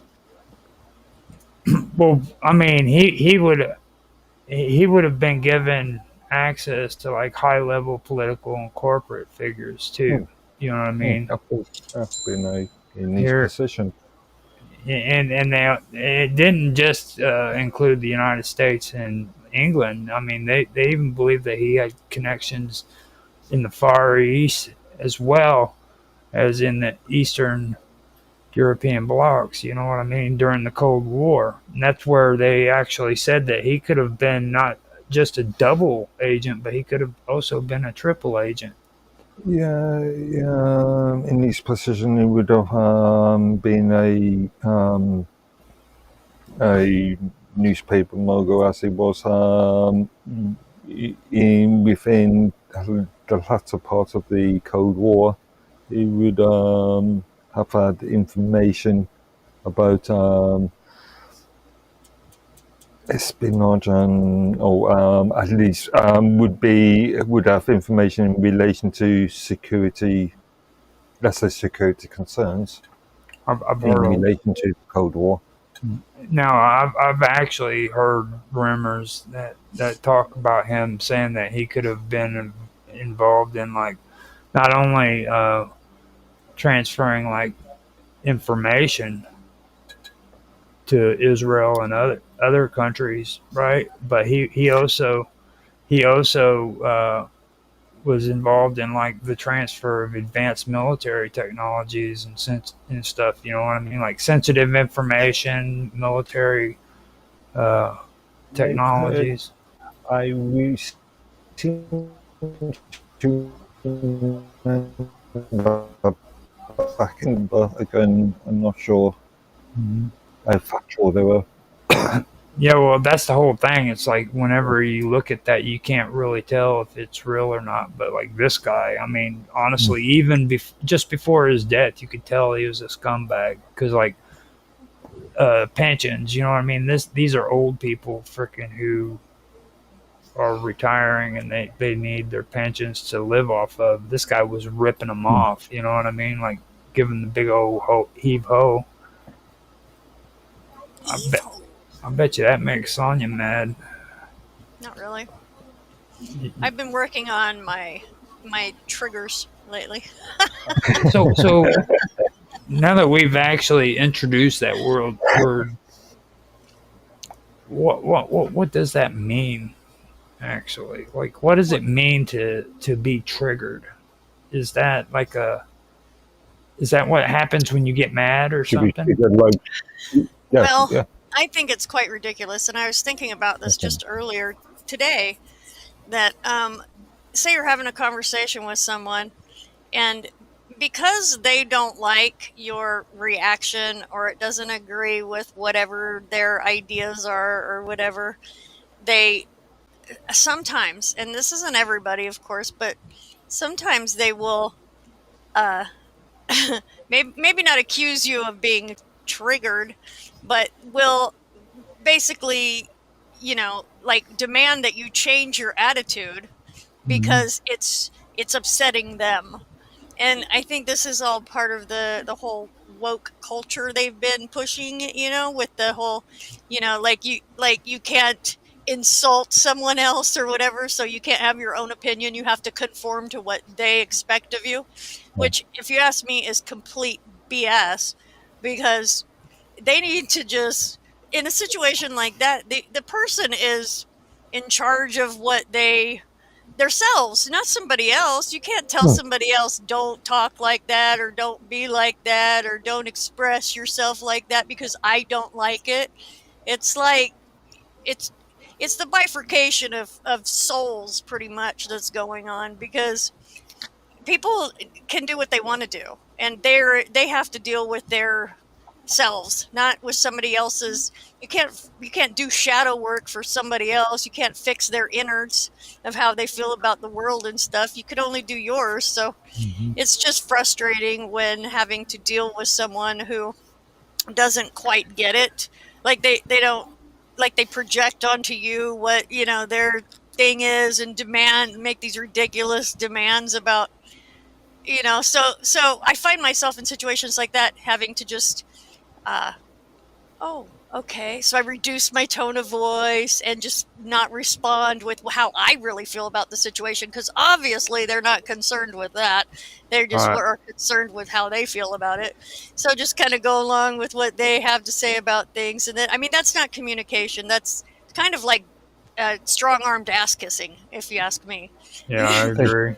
You know We what I are mean? seeing we've been seeing this issue in the UK, where both under the 2003 Communications Act, the 2010 Equality Act, and possibly within this year's Online Safety, or 2023 Online Safety Act.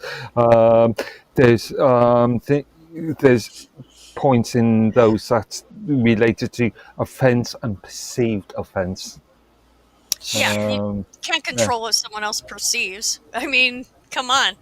It's they're the ones who need to change their perspective, not the other person. You know what I mean? It's What's the old retarded, and so I found myself recently thinking about that whole type of thing, There's because there's it's not a right. old saying I always go back to. You can't give offence. Oh, offence is not given. Offence is taken. Right. Okay. Yeah. Yeah. So Now- that's Now, I just want to tell you, like, everything you just said right there, okay? That is yeah, something. taking offense to it. No. No, that is something Kidding. that is something you do not say to a conservative, Oh, really? right? Well, So how when you're about- sitting, Now Now you're sitting, trying to control when- me. I'll say no, whatever no, I want. I'm saying it because I love you, okay? No, listen, like, You're trying to spare me the hassle, is what you're no, doing. if you're sitting at a table and you're having like dinner and trying to get to know this guy, and you say that, he's gonna freak out on you. He's probably not even gonna pay the check, and then I'm sick of If you say that conforming. to a progressive liberal, they will take it. well, yeah, Exactly. Yeah. don't see. So there, you're screwed. That's why I said, just go with people who are independent. Find out Yeah. if they're an Well, independent. one of my rules is I can't date someone who votes anyway. I'm not going to do it. If you vote, then obviously you've lost your mind. So That sounds like Unless you're forced to vote, like you would have a real problem finding a I know. guy in Australia, as an example, because Yeah, you I are have a problem mandated to finding- vote. yeah, right. Yeah. I have a problem finding dates as it is, so it would just blend right in with what I got going on now. So all you gotta do. seriously, oh my god. All you gotta do is look them straight in the eye, and you just talk dirty. You say, I don't want to do that with a lot of guys. There's "Well, I some mean, weird just the dudes guy, out there. just the guy you're interested in." Okay, I'm not saying do Yeah. it to every guy. Not only what's the sign I would look for in order to like let that fly, What's If the you- sign? If you get hard nipples, You don't you know, let my body decide? Is that what let you're your saying? body Okay. decide. That's Okay, a new so- approach. So you on your first date, you in a nice restaurant somewhere, and then immediately, hello, I'm called Sonia. Yeah, and yeah. Jeez. No. He's getting Ah. it. He's figuring it out. He's figured it out, yeah. He's figuring it out. It's like the first date. The Yeah, first contact is, have you had a shot? Yes, then I bye, And then second, do you vote? Yes, bye. It's like, do you know what a Here's my chemtrail is? checklist. Because I don't want to Yeah. have to checklist. Yeah, we should make a dating site with checklists or some shit like that because they're all It's super already gay at this done. point. Yeah. Yeah, Well, I mean, we maybe were not talking. literally, but Yeah, you were right the first time. Like we were just talking about being woke and being triggered. I mean, you know what that's all about. That's you all figure about. these older people though, because I'm looking for 50 and above. You figure they would not have fallen into that mess, you know? Yeah. Well, see, But they're the ones that started all that crap about safe spaces and shit. You know what I mean? Like jeez. remember back during the early 2000s, all these people were just running their mouth about having a safe space. Like they don't talk about it as much as what they do now, Yeah, or I know they what you don't mean. they don't talk about it as what they did then. But That's all That's derived from fear thinking, you know? remember that Oh, sort of I've got to age get in group a safe is space. Fucking shut the fuck up, you know? Mm. That's what I think. I'm a different kind of girl. oh yeah, I need a different kind of guy, you know? different kind of love. And yeah, right? For sure. Jeez. I mean, I get along good with everyone. You guys know that. You're my witnesses for that. Yes, that's true. But I just can't seem to find a guy. Well, you can find them. You can find them, though. The thing There, of it is, Roger. the thing of it is, you got to learn how to put out. You know? I mean, shit, dude. Like women don't know nothing. You know what I mean? A guy, freaking Fuck ever, guys. bro. The guys aren't really all that hard. If I could find, well, they better be if it's like that. Yeah, You know? I mean, I guess that's. It doesn't really take all that much to get a man, dude. All you got to do I is would love to do that if I found a guy who could pass the mental test. Well, that's you know, the problem. when I was a kid, I didn't really have a mental test. It was more like, "Hey, baby, you're hot," you know, and then. But it's not like that no more. I gotta like be able to like talk to you. Yeah. You know, jeez, it's crazy. Wow. So you telling me you used to go out with dudes that you didn't have to talk to? Wow, having a relationship where you have to have I thoughts wasn't to you. interested in talking back then. Not like I Yeah. am now. You know? Well, you know, Say, Mark? I'll tell you what. We actually are getting to the hour. I'm gonna take a pause for this so that we can all go grab some coffee, smoke, whatever we need, and after that we'll come back because there's another dude that I want to talk about. I don't know if you guys ever heard of him, but it's Martin Novick or Novak. They called him. He was a part of the whole investigation when it came to Epstein. And this is where shit starts getting weird. Like we've been talking about espionage and everything, okay, but it goes even deeper. It goes really deeper. You'd almost consider this a conspiracy, but the only problem is it's like real. There's no conspiracy there. This is like just straight 100% real. You know what I'm saying? And he's right there in the middle of it. Now this is just Epstein's associates. Okay, I'm not going to make any claims or anything like that, but it has been a lot of controversy surrounding these people. As you know, the woman that was the daughter of Robert Maxwell is one of the big people that are being spoken about in the media today. I'm pretty sure you even know that, don't you? I try not to listen to all the Maxwell sort of. It's become a sort of in the US especially. It's become a sort of national hobby, if that makes any sense. It's been a sort of, and I ignore all this. And I will put it out there. A lot of the stuff that's coming out about Maxwell, his daughter, has to do with retaliation from conservatives who seem to think they have to defend something. You know what I mean? So when you hear about it, you're going to hear a lot of this stuff, but it's going to be so that they can kind of like put some kind of bad image on her, which I don't see anybody being able to do any worse to her than what's already been done. You know what I mean? So it's kind of like not even a. But the story about her and her father is very interesting, and it goes back years. That's so. Even though it is a bit of a drama, like you said, Mark, you know, it did need to be told because it's really interesting. Her story. The weird part is, though, that really gets into Epstein is what's coming up next. And I'm going to be talking about Martin Novak, or Novak. It's spelled with a W, which I used to always call him Nowak. German sort of thing, yeah. You know, but yeah, he's actually an Austrian-born professor, and he was a professor of mathematics and biology. Now, he became a center of all the controversy that was taking place with Epstein, and what was taking place at Harvard University. Now,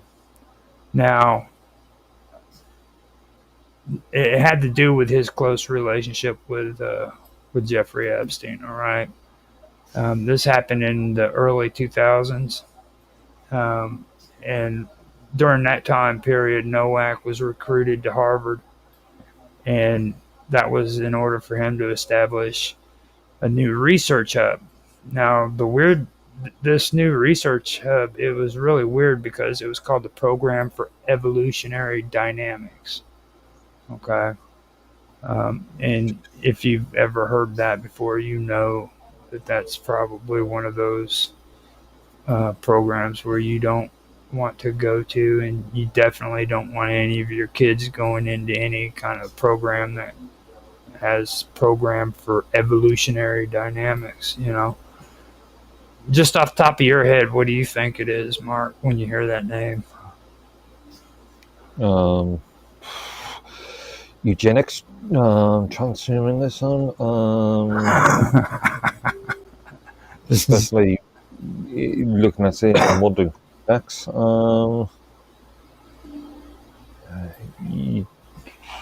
Darwinism. Now, the program focused on exploring mathematic principles between the whole thing, between the principles that are behind like cooperation or altruism. You know, the evolution of behavior. Okay. You know what I'm saying? More sort of physical sort of evolution rather than it's playful evolution. Yeah. Yeah. Is Sonia still here? Is she? She's in the thing. I think she muted out so she could go. Yeah. She had to go pee, probably. Maybe. I bet you she would have been scared whenever she heard that name, dude. She'd have been like, "Oh no, we don't have to go there." But anyhow, now the thing of it is like when this program was set up, Epstein had freaking made a donation of like $6 million to this program, okay? Because at the time, you know, he was a pretty wealthy financier. You know what I mean? Now, the thing with Maxwell, okay? Remember when I told you to remember the name of that magazine? It was all about it was a scientific. It focused on scientific journals and intellectual stuff. You know what I'm saying? Scientific papers, things of that nature. And that kind of rung out to me because after hearing about Maxwell, because of his relationship with Martin Nowak and him being involved in this program and donating $6 million to it. Now, Epstein was known to finance other things, don't get me wrong, and everything. But this is a part of the story that gets really weird, and a lot of people don't ever really get to hear this part of the story. You know what I mean? Like, have you ever heard of anything about this guy before, Mark? I've heard the name, but I've been trying to rack my brain what in connection with. But yeah, it's a memorable name, but for what reason? Okay, now what happened was, if you remember with Epstein, like he had already, by the time this guy had started his program, he had already kind of accumulated a pretty clouded reputation. You know what I'm saying? But it was actually in the year 2008 that he was convicted of like soliciting a minor for prostitution. Now, despite this criminal conviction with Epstein, okay, his relationship with this guy and with Harvard at Novak's program continued afterwards for more than a decade, for more than 10 years, okay? From 2010 and 18, Epstein was documented visiting that program for evolutionary dynamics at least 40 times. Okay. Not only was he documented visiting there, but he was also granted an office, a key card, a phone line, and he even appeared on the program's official website. You know what I mean? So what was his official connection? What was his official role? Just as a person who donated. Okay, just like, okay. He was given all of those privileges, even though he didn't have the credentials, you know, that a person that would have that much clout should have had been given. You know what I'm saying? A senior investor? Yeah. Because Epstein had no formal academic role in any of that. You know what I mean? And plus, you got to also think he had that criminal history too, because this took place after he ended up freaking getting busted for that teenage prostitution thing. You know what I'm saying? And he was actually convicted. Mm-hmm. Yeah. And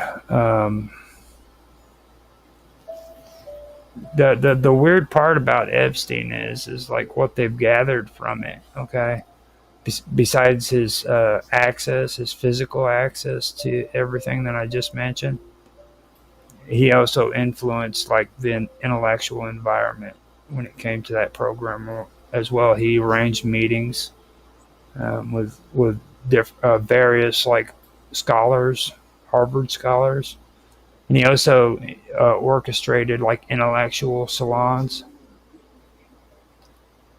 Salons. Yeah, they're like intellectual meetings or hangouts. You know, he orchestrated that. And what was the subject matter of these meetings? Well, that is that's what a lot of the suspicious stuff is about, because like not everybody knows for sure what a lot of these meetings were about. You know what I mean? They just know that he was able to visit more than 40 times. He orchestrated intellectual salons, and he did it usually through his proxy, you know, to the university, basically. So he could have been talking about financial support for a specific department, or he could have been talking about anything. Could have been talking about the weather, or we know. Well, the thing of it is there was a lot of influential people that were actually included into it, like Chomsky, Noam Chomsky. Hmm. Everybody's always big on talking about him. He was actually one of the people who attended one of these salons. He was there. There was a lot of people who were involved. What's the name of that one guy? We always talk about him all the time. The dude that uses that device or used that device. He's passed away now, but he was the astronomer. He used that device to speak with on his throat. Oh, You remember him? Hawkins. Yeah, Hawkins was actually, he attended one of them before he passed away, and then Chomsky was at another one. So it could have been talking about finances for, I don't know, for departmental finances or finances for projects or. Mm-hmm. Yeah. Now, the weird part about it is like Epstein wasn't just like a donor; he was an active presence, within Harvard's like elite academic circles. You know what I'm saying? He was actually participating, bumping elbows with these people, everything. Yeah.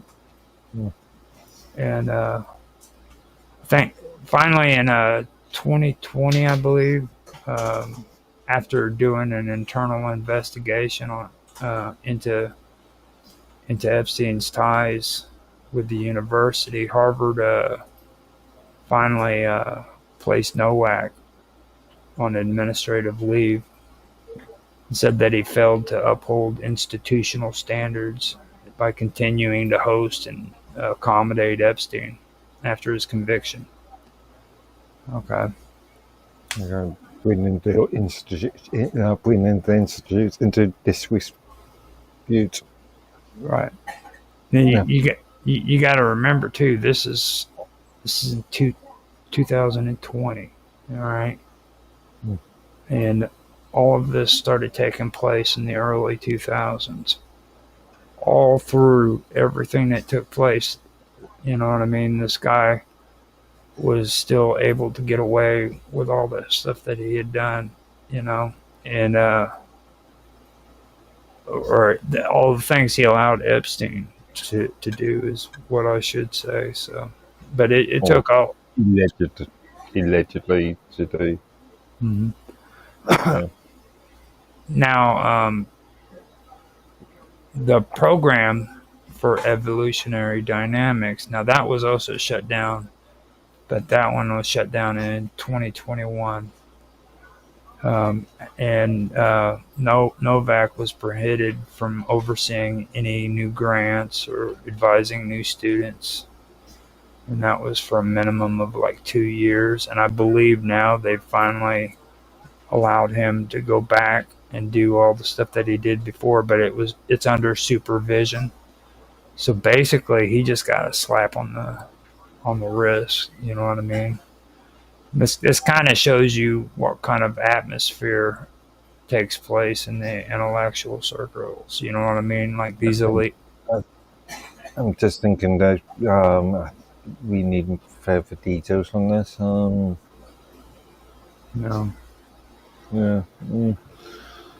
It does clearly tell you, like these people feel like they're in their own class, and that, because they got a little bit of fire on them, they had to take action. But yeah, I mean, details as in what these programs, the aims of these programs, and what these programs included. What was the? Well, I mean, I've got the information on the thing. I just wanted to kind of bring this out before I went into all of that. You know what I mean? So basically, Nowak was was penalized in 2001, and then, despite the severity of the situation, those same restrictions that were on him were lifted in 2023, 2 years ago. Okay. So basically, Harvard just quietly allowed him to resume advising and research responsibilities. You know what I mean? But they claim that he's going to have some oversight that's going to be put in place. So then you're going to have to clarify what sort of the specifics of the research and what responsibilities he has. Sorry, I'm late. Hey, it's fine. We're talking dirty talk anyhow. We're talking about Epstein. This is kind of stuff that women. This is stuff that's so dirty. GPT don't even want to talk about. Oh wow. You know what I mean? And you know how GPT is. GPT's a bastard. He'll talk about anything. He don't care. Pretty much. Why are you associating a sex with a I wonder. Tells you a little bit about Roger. Roger's like, oh shit. I don't know what to even say about that. I'm stuck. Look at his face. I'm stuck. He was like,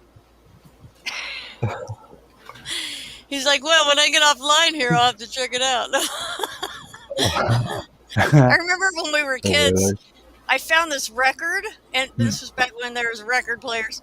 I was like, I don't know, 8 years old or something, and I found this record, and it had this chick on the front, a couple chicks actually, and it was just this album of nothing but you know, that kind of thing. You remember those? Yeah. It was crazy. Yeah. What was that? 1970s and Come and sit over here next to me. Yes, Chatham, wasn't it? I usually saw those on the commercials, like, you know what I mean, late at night watching rock videos. There's always this strict. It's completely X-rated. Okay. Oh, okay. Oh, no, it's one of those albums that you got to get at the porno store. You know. I never did that. I'm not that extreme. I'm not that hardcore. Well, they just left it laying around the house, and I had a record player, so I was checking it out.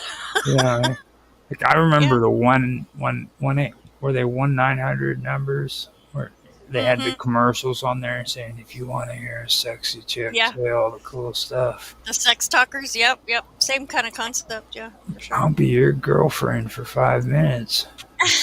For $5.99 a minute, no. Yeah. Yeah, always too expensive. Mark's having a breakdown. Look at this face. I know, right? He's very, very into figuring this out. Now, this is probably where you're probably gonna not want to talk about sex anymore. Just to be honest, we're talking about this guy. He was a college professor. As a matter of fact, I think a lot of the issues that happened with Epstein and Harvard took place down at ASU, to be honest. So this is like in your stomping ground. Well. And this guy, Novak, was he was a pretty influential guy at Harvard, and Epstein ended up funding him for like $6 million, and he had complete and absolute access into this guy's program. He also would invite high-profile intellectuals to come to what they called intellectual salons, where they would like have like TED Talk, basically. You know what I mean? They would do stuff like that, and it was a think tank of intellectuals who would come together and start coming up with new hoity-floity ideas of smarty pants crap. So that was basically what was going on. He not only that, but like he had access to the facilities. He had his own freaking key card to get in, and other things of that nature. Now, that's basically where we left off, isn't it, Mark? Yeah. Okay. And you're going to go into information about what these programs actually consisted of. And this is where we're at now. Now, NOAC started a program called the Program for Evolutionary Dynamics. Now, when you hear that name, Sonia, just off the top of your head, what do you think that means? I think that sounds like kind of maybe gene editing or something to the effect of altering the evolution somehow. Oh yeah, of a species. See, Yeah. you sounds are very NWO to me. Yeah, you're actually a lot brighter than what Mark was. You should have heard his answer. It was like whatever, dude. You had to talk to the hand. I sort of What was went his down answer? He was talking. He was talking about like a cow or some shit. I was talking about physical eugenics and Darwinism and so transhumanism. So I was sort of right. Yeah. Well, you said transhumanism. She said NWO. So we're kind of in line there. Now I'm gonna go ahead and I'm gonna tell you what it was about again because you need to know this. Okay. Now the Program for Evolutionary Dynamics is what it's called. Okay. Okay. Now the thing about this program is that first of all, it was founded by Martin Nowak, and it was created to explore the mathematical principles guiding evolution. All right. Now, it was founded in part by like multi-million dollars donated from Jeffrey Epstein, which I was talking about before that. It was like $6 million. And the program became both a hub for like innovation and research, and it later became this whole controversy that started over Epstein and his association with this guy. Okay. Now the core mission for this program focused on understanding how behaviors such as cooperation, competition, and altruism evolve. And that's within like a biological or a social system. So they're looking at this stuff through biology and through like social systems, social interactions, and things of that nature. So that's basically what it is. Now, what's your take on this? What do you think? That's pretty much the same. I mean, haven't they been doing that for a really long time, like subliminally and things like that? Now, they were actually using complex mathematical modeling, though. You see what I mean? Right. So it's more scientific. It probably. The subliminal stuff's probably just as scientific. We just don't see the guts of it, you know? Now, the weird part about this, though, okay, and you both haven't heard, neither one of you have heard this yet. Now, the program actually investigated things like how individuals make decisions within networks. They also wanted to find out how trust and reciprocal. What do they call it? How do they say it? Reciprocal. Reciprocity or whatever the hell that word is. Reciprocity. Yeah. Reciprocity. Yeah. How and things like that. They wanted to know how all of that evolved. You know what I mean? And how strategies were for survival and success played out in populations. You know what I mean? Over time. And whenever I heard that, the first thing that stuck out to me was being submissive. You know what I mean? Mm-hmm. Like that's one thing that really did stick up, and it was never mentioned in any of the stuff that he did research with. Like he never did research specifically into the submissive behavior. You know what I mean? But that's something that just stuck out to me straight up when I heard that kind of stuff. It was like these people were researching on how to make people submissive, basically. So, Sure. you know, Partially fluoride in the water that makes you very docile. So I also want to point out too that a lot of this actually drew off of game theory, and I know that's something that Mark's interested in. He loves talking about game theory all the time, or he used to be until I started rocking his world with cool stuff. yeah, baby, that's what you did for me. Yeah, you know? I know. I was so lonely and like, what's going on? I don't even know. And then Roger came and just straightened everything out for me. He said, "Hey, baby, I want to hear about your tattoos." Yeah. Sorry, the song I was mentioning earlier was J10 from Sarge Gainsbourg and Jane Birkin back in 1969. You probably would recognise it if I played it, but So Player. this had to do with game theory, okay? And whenever I talk about game theory, the type of stuff that they were researching was like studies about like tit for tat, and there's another one that's out called freaking the prisoner dilemma. I don't know if have you ever heard that one? rings a bell. Okay.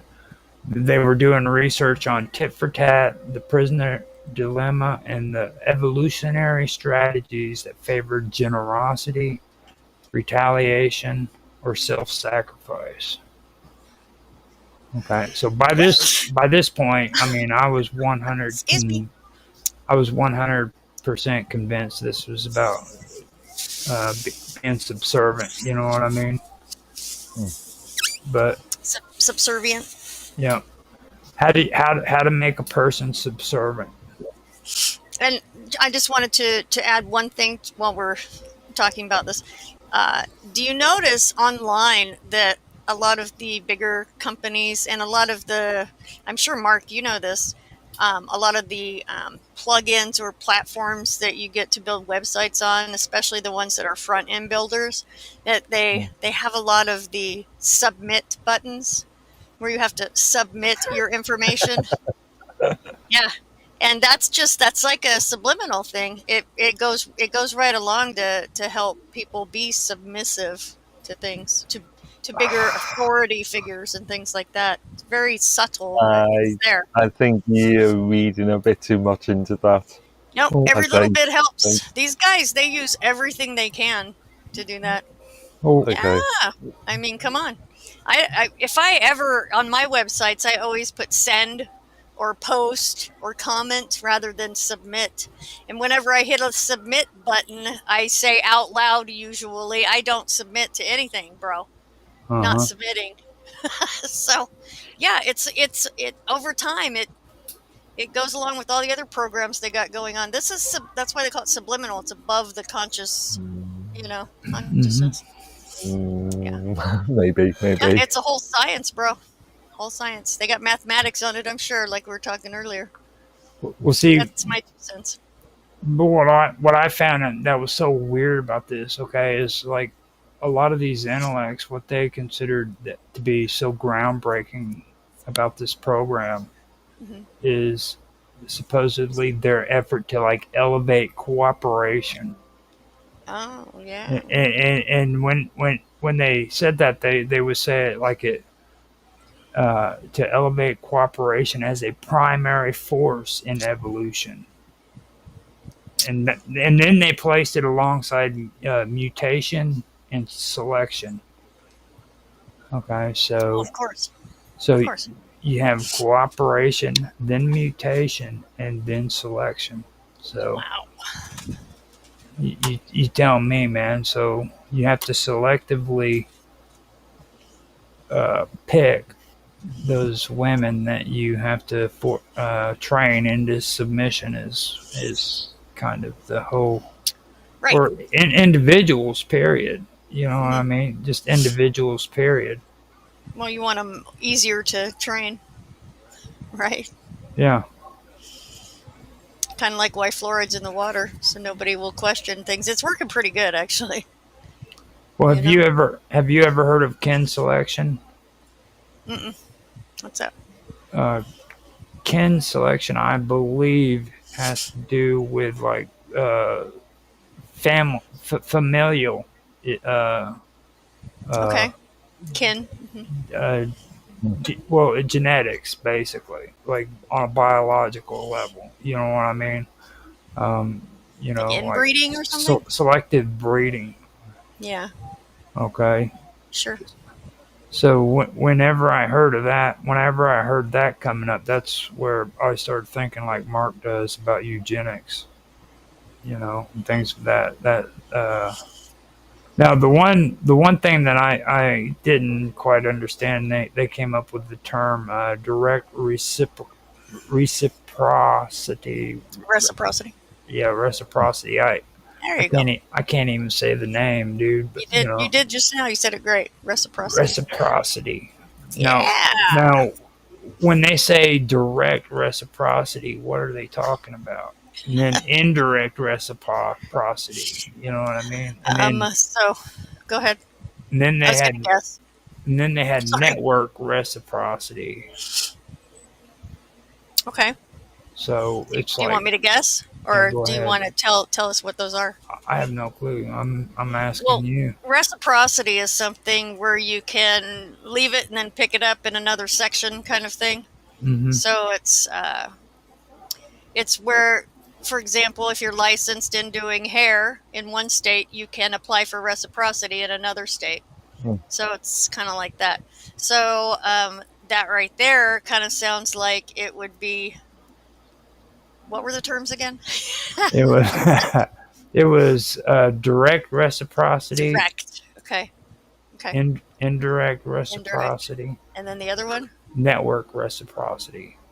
Okay, okay. So yeah, so they can pick it up anywhere is what it sounds like to me, either directly or indirectly.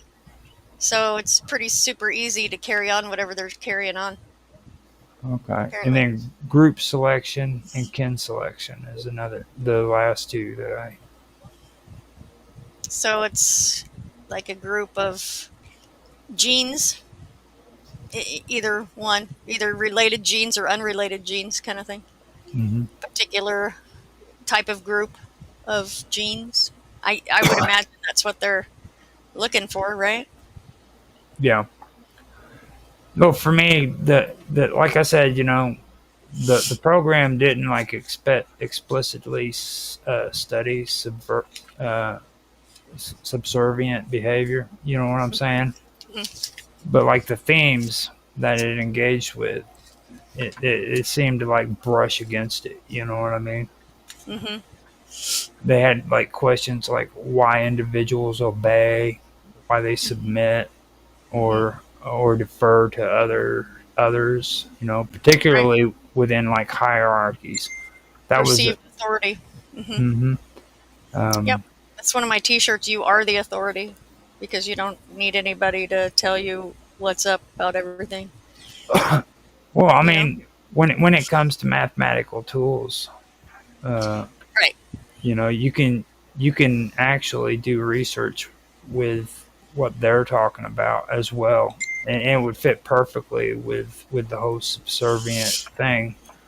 Mhm. Whole aspect of things. Like there's no reason why these questions, even though they're not like central to the to the program's output. Why they couldn't intersect?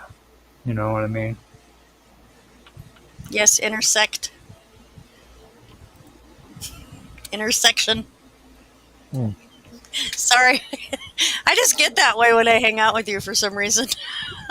It turns silly. It turns silly. That was kind of sexual, wasn't it? A little bit.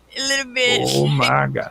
Now Mark Wojcicek just apologized. He said that he said that his internet is out and on data off phone now.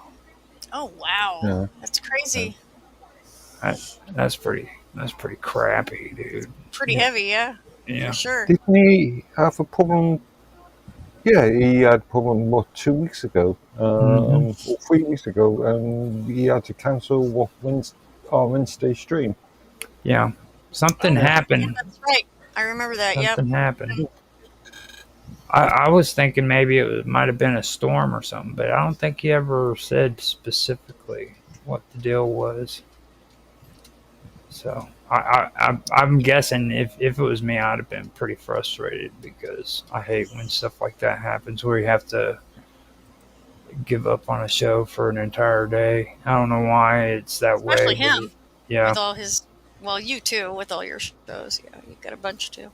You probably have more than he does. Well, the thing of it is like having all these shows, you would think I'd be like, oh, well, it's just a day, but it's not, man. Like, even one day that I'm scheduled to be on here irritates me when I can't do it because that means I didn't do what I promised myself I was going to do. And it's really. Yeah. Doesn't that suck when you promise yourself you're going to do something you don't? It's like, oh my God, it's horrible, isn't it? You know, it makes you feel like a married man. You know what I mean? You know, when you're not even. It's like That's when I just man. give myself a break. I'm like, you know what, chick, you're so cool. It's okay. Don't worry about it. I got you. You know what I mean? So, exactly. You got to kind of pat yourself on the shoulder and say, "Get over it." You know what I mean? It'll be all right, man. It'll You give yourself a pep talk. Exactly. Right. Well, if you're like me though, like you don't really need to give yourself a pep talk. Just look in the mirror. I look in the mirror. Like, whoa, I look in the mirror and I'm like, stuff. I look in the mirror and I'm like, hey, sexy man, how you doing? Just all goes away. You can't do any wrong, huh? That's fantastic. That's great self-esteem. For sure. It is. Have you ever met someone who hates themselves? Like, who believes that they hate themselves? You ever met anyone like that? Yeah. It's crazy. I never even knew that someone could really, or I guess I just never thought of it because I knew people could do that, but I never met anyone who hated themselves until I moved in over here. I was like, really? Tell me more about that. I don't get that.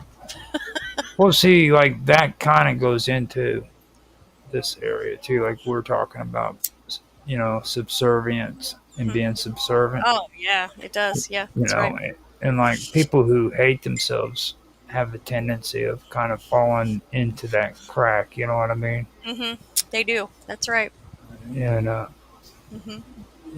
like us, the whole thing about being subservient is like there's they carry like an adaptive value. You know what I mean? Like when individuals adaptive value. Yeah. So like when individuals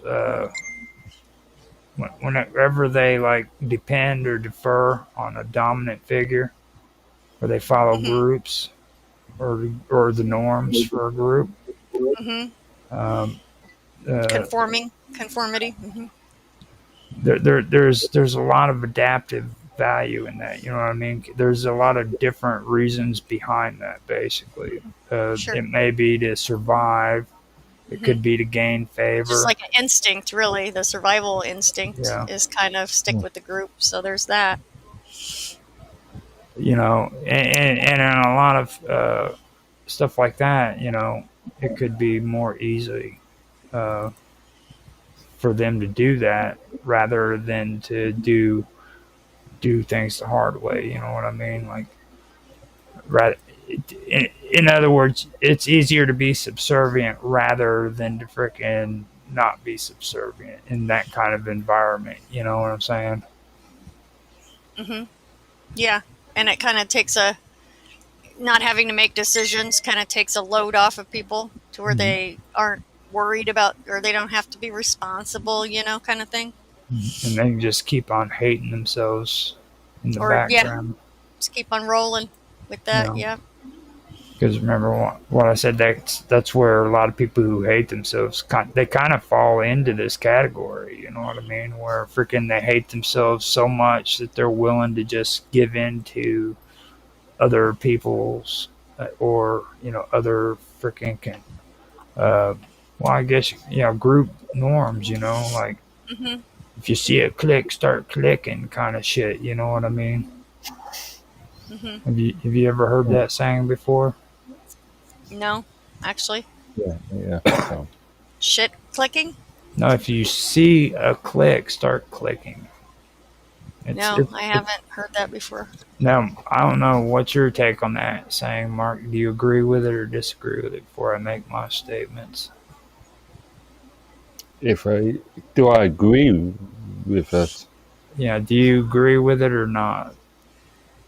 What's your opinion of that saying? If you see a click, start clicking. It's a saying. I can't agree or disagree with the saying without knowing the context of what it's been used for.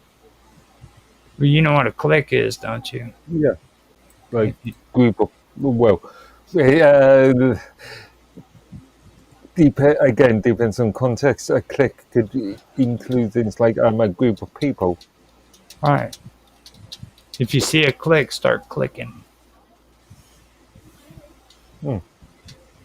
Start clicking out. So what you, in this context, is saying if you see a group, then join them. If you see, yeah. Well, I mean, a group. Yeah, I guess you could say it. If you see a group. I was part of the stoner group when I was growing up. The chicks, I used to wear spiked heels to junior high school. And I had big 80, like Nikki Sixx hair. Remember that? Oh, yeah. Oh, yeah, baby. That sounds sexy, dude. It was very. I got laid often. But But I was looking for love, so it didn't work out, man. Nobody wanted love. They just wanted to get laid. Oh, trust me, they got love. Yeah, maybe for a few minutes. Looking for love in all the wrong places. That's the song. That's it right there. You got it, bro. You got it. That's it right there. Now, when you were gone, I was talking to Mark, and there's one thing that I think is important to bring up too when it comes to Epstein. Okay, though he was convicted, like in 2008, he was able to retain like special access to Harvard in the program. All right, and he did like dozens of visits over like the next decade, like next 10 years after he got convicted. And they also gave him an office space there. Okay. And all that stuff that we were just talking about is the kind of stuff that I think they were actually participating in doing research on. You know what I mean? It's like I said to Mark, which you were gone too, but it's like this is where things start getting even weirder, okay? And this shit has nothing to do with conspiracy whatsoever. You can actually go on the internet and check this stuff out, and this stuff is just everywhere, documented. You can find freaking articles from newspapers about it. You can find freaking personal freaking documents. I don't know how much of the court cases are actually out there because they sealed a lot of that, but this stuff isn't conspiracy. This is actually true. You know what I mean? Mm-hmm. Mm-hmm. So now, I did tell you about what eventually happened with Nowak, I think, or did I? Because I know you came in right as we were talking at the end of it. Did you Yes. did you hear that part? No, I didn't. Not that I was focused on. Well, what happened? What happened was is the university did a review on Novak, and he was placed on leave, and that was in 2001. And then in 2002, or wait, was it 2000? And then in 2001, the program was shut down. Yeah. And Good. mhm. And after that, though, the bad part is after 2 years, this university allows him back and gives him privileges back with supervision. Okay, and just as you were coming in, that's when I was asking Mark. I mean, how do you feel about that? What does that basically tell you about like the freaking educational system and freaking how these people feel like they're above the law, and you know what I mean, and they have some kind of privilege that they should have above everybody else, you know. Yeah. They're the law doesn't affect them, and it's corruption for sure. You know. That's what it says to me. You know. Now Mark is a college boy, so he ain't gonna agree with us. He's a college man. I went to college too. Believe it or not. I had two semesters of psychology is what I was majoring in. I wanted to find out what was wrong with me. We remember U.S. college in. It was a university. There's a difference between college and university. Yes, I went to a university. And there is a bit of a complicated sort of relationship in the UK compared to the US. Now, University's way better. See, at college, I had to find this out the hard way because of Mark. But I found out that like college back in the old days here in the United States was like a kind of like a campus where they would have like an all-girls school, what we would call an all-girls school now. They would actually call those colleges. Mm-hmm. All-girls college. And they were just average school age girls or average school age boys, and they were at this college learning education. The term college definitely an education. Oh yeah. The term college can be a bit confusing, especially if you look at from a UK compared to US sort of viewpoint. I don't try to really, to be honest. I just like I've had plenty of conversations with Americans about this. Well, if you continue, I'm gonna have to tell you my stories about Catholic girls. Okay, just putting it out there, dude. Is that suitable for where? I mean, I'm just telling you. Eventually, it's gonna go there. You know what I mean? You don't. Do you really want me? I know, right? Maybe after the stream. The end of the show. Maybe after the stream. Yeah. Just putting it out there, man. Oh, well, I think people find that entertaining about you. I think that's probably why some people watch your show. Right? I don't know. You should take a poll. Well, yeah. See, Mark Edworthy keeps wanting it to be friendly, family friendly. YouTube. And I try. We can do a family friendly. We've done it so far without actually saying what we're talking about, but everybody knows, you know? That's family friendly. It's kind of like SpongeBob. Besides, there's probably no kids listening anyway, you know? Just saying. Yeah. Anyway, Roger. Okay, so the thing about it is it's like I was saying before with Martin Nowak and his program. first of all, it had to do with mathematics and biology. Okay. And yes, it had to do with evolution. Uh, but what really, really stuck out to me was the whole thing about game theory. Okay.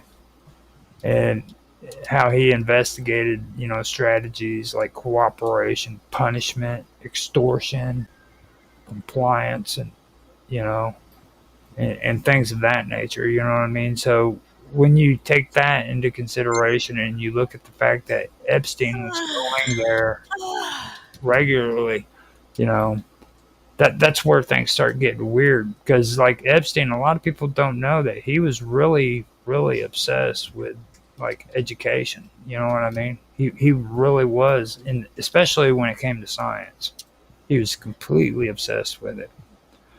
You'll hear everybody always talking about how he was like a photo hound and he loved having people take pictures of him, But the truth of the matter is he was obsessed with the whole educational system, And that's one thing that really sticks out with me. Yeah. Is that Mark on there bugging you? No, can you tell? I'm so sorry, but I just got $50 from actually helping with a website and a book and things like that. I have not ever really gotten paid. Nobody's t-shirts are selling, blah blah blah.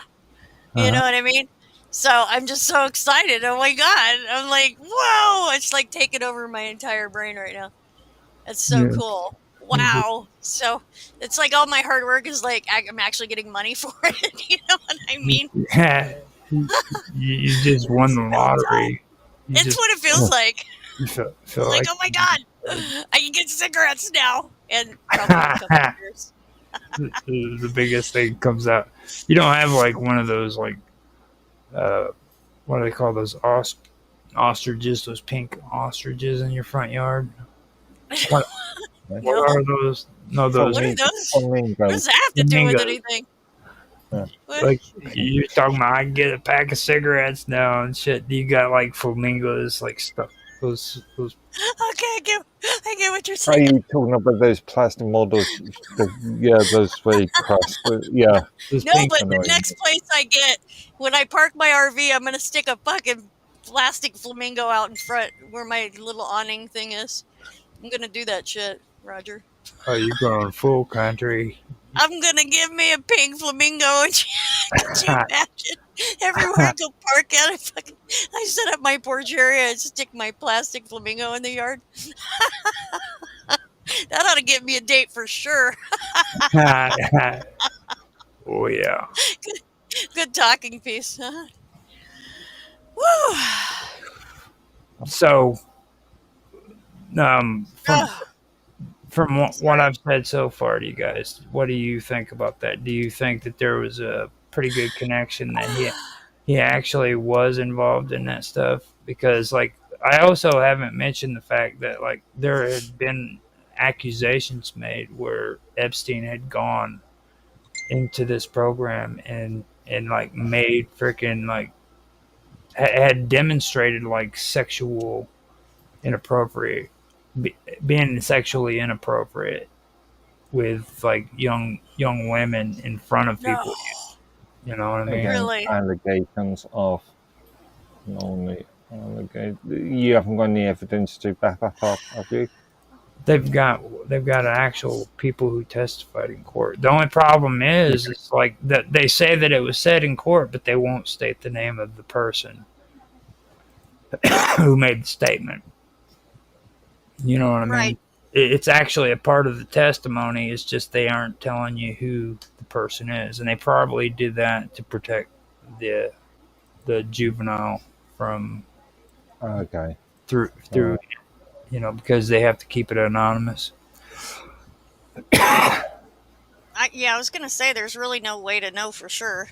You know, it's all speculation, really. Right. Right. Now, and I also find it odd with his research with this Nowak guy too, like because everything freaking that I've seen that talks about it has to do with being subservient, has to do with, and then they go real deep into it. They go into the whole aspect of, instead of doing it because of just imitation or punishment, doing it because you have like a bad situation happening in your life. So it would be a lot easier if you just be subservient and go along with it rather than go against it. You know what I mean? So they're learning like different ways of making a person subservient, in my opinion. Even though they don't say the word subservient, that's what it seems like to me. I'm sure they've got AI on that too. You know? Well, of course. I mean, but we got to be careful. We don't want to make Mark Edworthy upset. Every time he hears the word AI, he turns into a bulldog and starts. Yeah. It gets really hard when you see his face pressed to the monitor, dude. There's nothing worse than it. He just starts barking like a freaking bulldog. I mean, like, you know you want to, dude. She said it. I told you about my buddy, dude, about whenever you said chicken wing. Chicken wing. Yeah. Yeah. So, when this dude had like freaking, like, muscles underneath his armpits, they call them chicken wings, okay? And whenever you told him to show his chicken wings, he would freaking flex, dude. He'd show the muscles under his armpit, and whoever you told him to freaking show his chicken wings to, that was code word for him to beat him up. Oh, wow, yeah. Okay. You'd say, show blah, blah, blah, your chicken wings. He'd flex, show his chicken wings, and he'd just dodge at them and just start tearing them up, dude. That's redneck right there, baby. That's redneck. I'm telling you. You know what, guys? I'm going to have to go to the store here, so I'm going to have to get off of here. Okay. Yeah, because Jessica's going to sleep and blah, blah, blah, blah, blah. I just typed the wrong thing. Okay. So and I gotta use her car, so I don't have to take my RV. So tomorrow is how long I gotta wait for the YouTube video. That's what I usually let it do, a process through YouTube. Then I download it and I'll edit it out to where all of the like live with Roger Hanson and everything is out of there. Now I'll send you a copy of that with just your face on there. If you want Mark Edworthy on there too, I can put him on there because he is a sexy man. Whatever. That's up to you. Whatever is easier for you is fine. Now, what I usually do is I edit it out and then I send it to whoever wants it through Google Drive. I'll just send you the link. Okay. You click on it, and then when you click on it, it just takes and gives you the option to download, and you download it. So yeah, I'm familiar with working Google Drive with files and stuff. All right, and that's what I'll do there. You.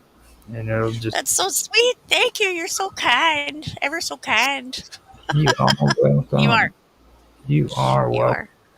You are. Oh, hugs. Oh, air hugs. Oh. Okay. I can't. You too, Mark. Oh. I can't do that. Double hug.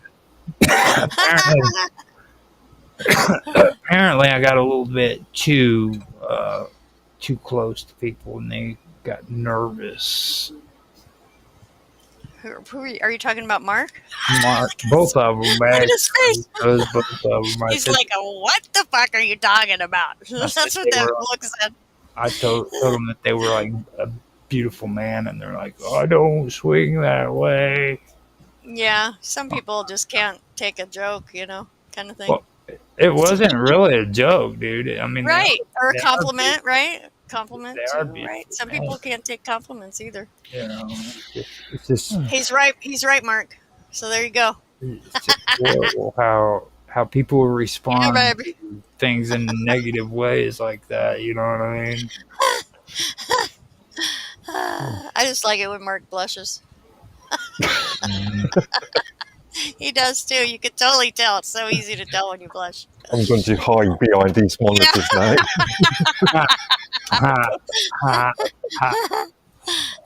That's funny. Okay, well, I'm outie.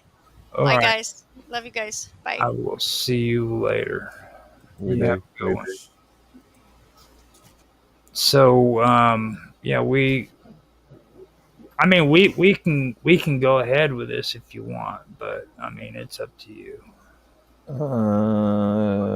You want to finish off these last two topics? Well, I can just finish off this with Epstein if you want. We can be done with it. Okay. In fact, you've got 3 topics there. Yeah, I think we've already gone over what 5 Well, hours? Oh, 5 4 hours in this section. Yeah. Yeah, yeah. Actually, 3.5 after the interview. Yeah. So, but my whole thing about what we were talking about, okay. The one thing that really sticks out to me on a lot of the stuff that they're talking about has to do with being subservient, and it's not just like in a way that that makes you freaking where you're punished. You know what I'm saying? It's not just about that. Like they do different areas about how you can make just regular individuals subservient to like a group, a social group of people, or just even individuals. I thought that was really weird whenever I saw that. That's really what stood out to me. And Epstein was funding this program.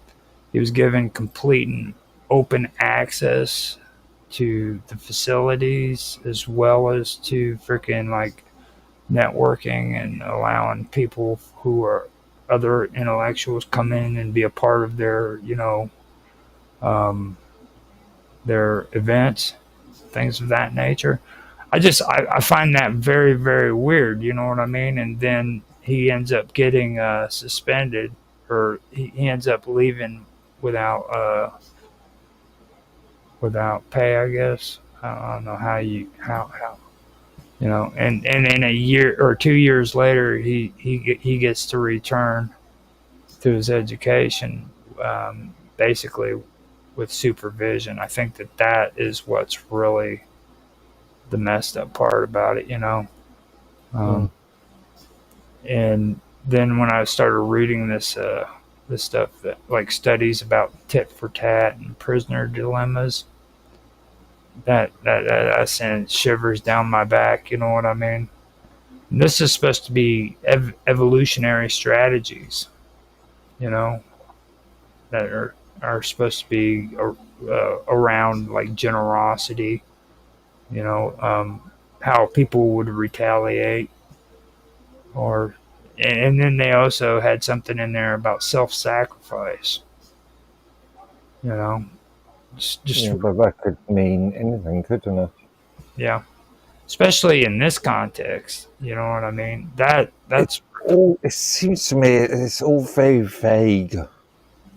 well, yeah, exactly. I would really like to be able to get my hands on some of the freaking scientific papers involved in this and actually look at what's being said there. I've been into reading scientific papers for quite a while. I tried to find out if I could get a hold of them, and so far I haven't been able to find the right places to do that. But that's something that I really think I want to be able to check out. But this Novak, he any way you look at it, man, I mean, he looks pretty suspicious when it comes to that. You know what I mean? And the way that the scientific community did his punishment. Sorry, just one point. I hate that phrase, the scientific community, as in everybody. Yeah, the entire community. Then, yeah. But anyway, that's just a personal bugbearer.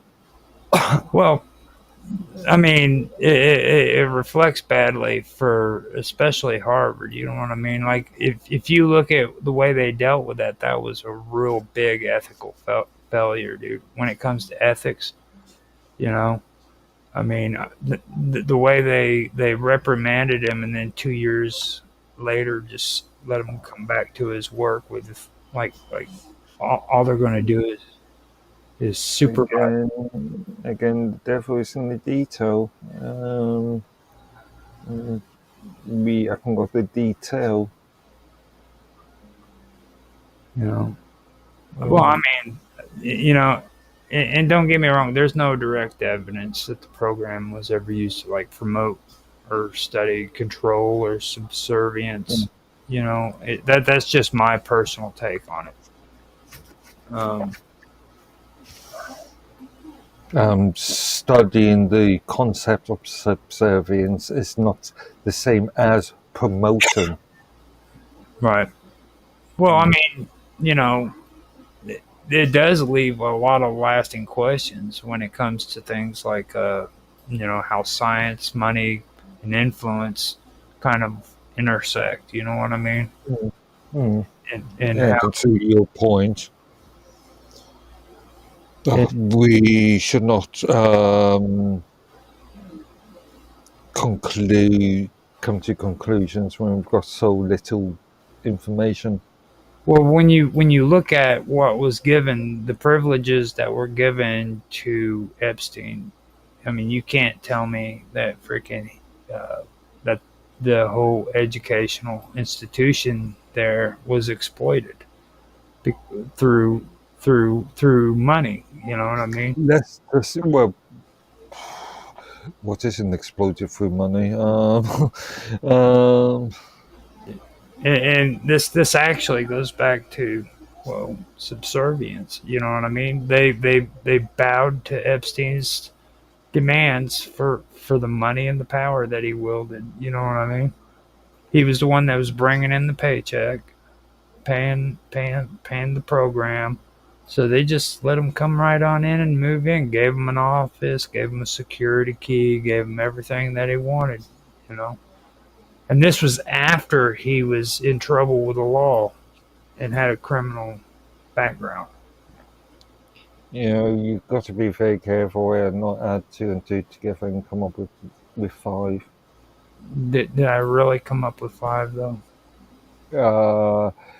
You are, like I said, you're coming up with conclusions with very little facts, with very little details to back those conclusions up. Why would Epstein be granted access to it? He had no educational background whatsoever, and the only people that are allowed to visit campuses like that are people who are qualified in some kind of educational background. Okay, some kind of training. You have talks provided by people with little educational background. I'm talking office space, dude. Talking He could have been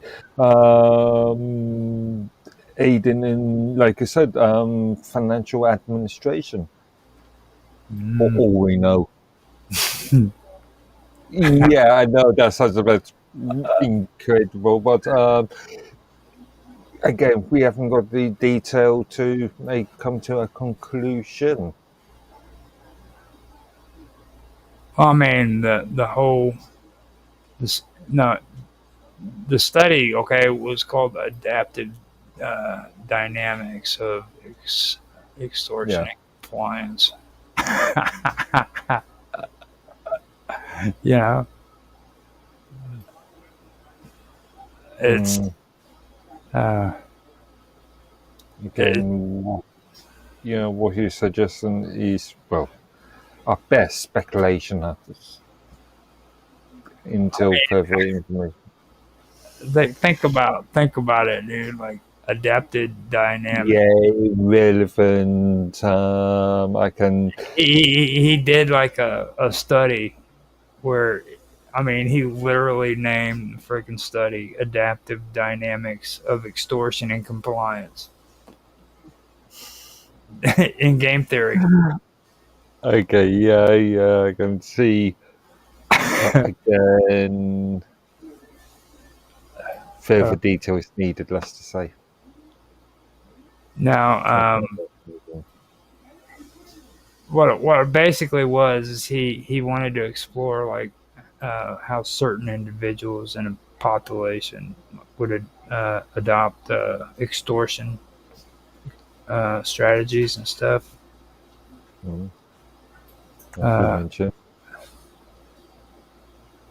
And basically what it comes down to is like these extortioners would force others to like comply or like risk losing, access to like resources or even social standings. You know what I mean? So this was the kind of research. Is the study of that aspect not valid in itself? Well, he actually wrote the study. You know what I mean? And I'm in the process now of trying to find it. It's called the study's called "Adaptive Dynamics of Extortion and Compliance."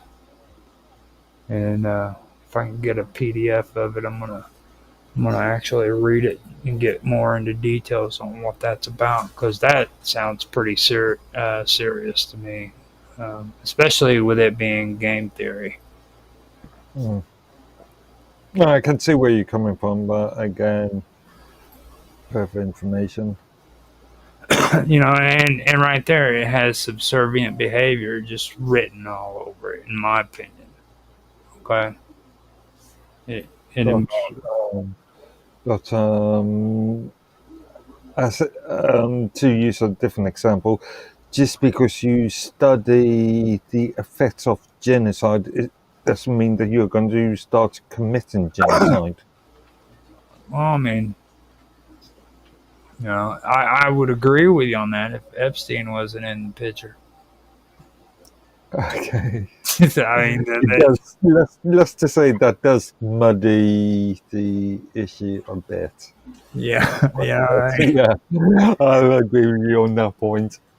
So, I mean, it's like, because, the thing of it is, and again, they're talking all this extra other words, and they don't want to say subservient, but you look at it, okay? It does, like, it does mirror, the subservient behavior. You have yielding, accommodating, people who avoid conflict for the sake of survival. You know what I mean? In order to survive, they're willing to avoid conflict, so they'll freaking take the brunt of it, and just things like that.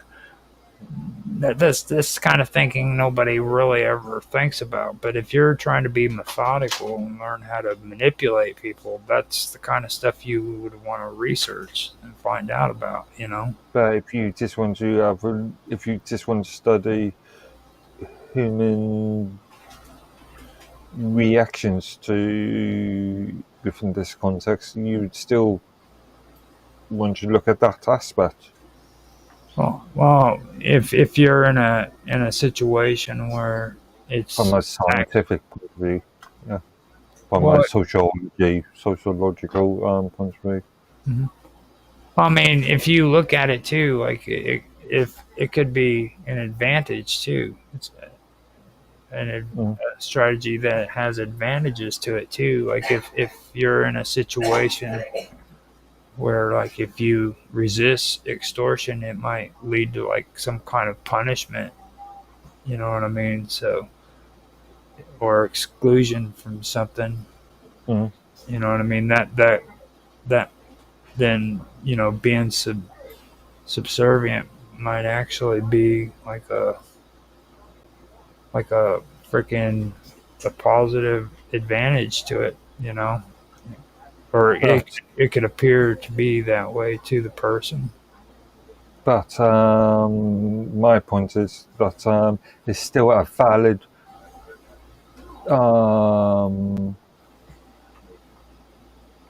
point of study within sociology.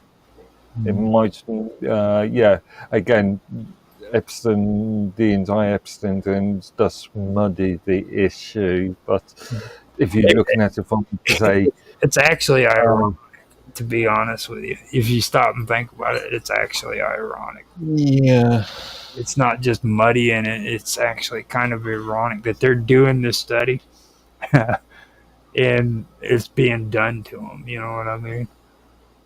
Like the imbalance of power, for one thing. You know what I mean? You got somebody who has money that's throwing his influence around with his cash, and he's getting away with it. You know what I mean? but people throw money all the time to provide them or to gain influence. I mean, look up as an example, U.S. Presidential elections or U.S. elections. Right. There's no cap on what can be spent.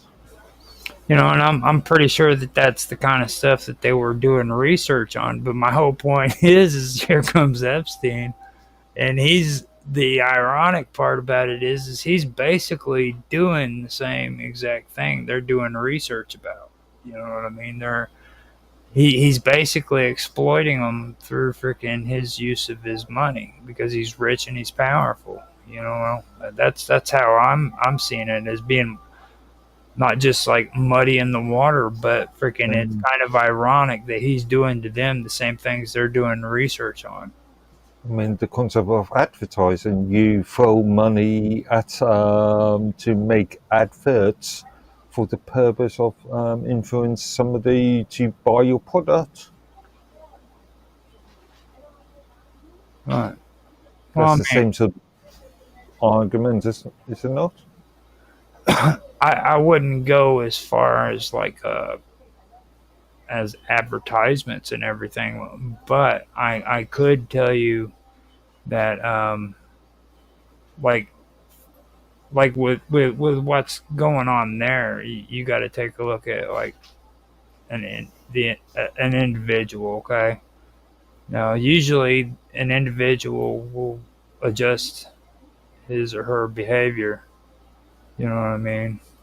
To align with like what's normal, what's expected, and usually what's dominant. You know what I mean? So in that situation, you have to look at it like that. You know what I mean?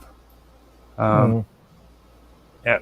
Whenever Novak was doing his research, I'm pretty sure he wasn't stupid. I'm pretty sure he knew exactly what was going on, and he knew that freaking he was being taken advantage of. But you know, the thing of it is it was either he had to freaking put up with it, or he would lose his funding. You know, so I mean, what would you do in a situation like that?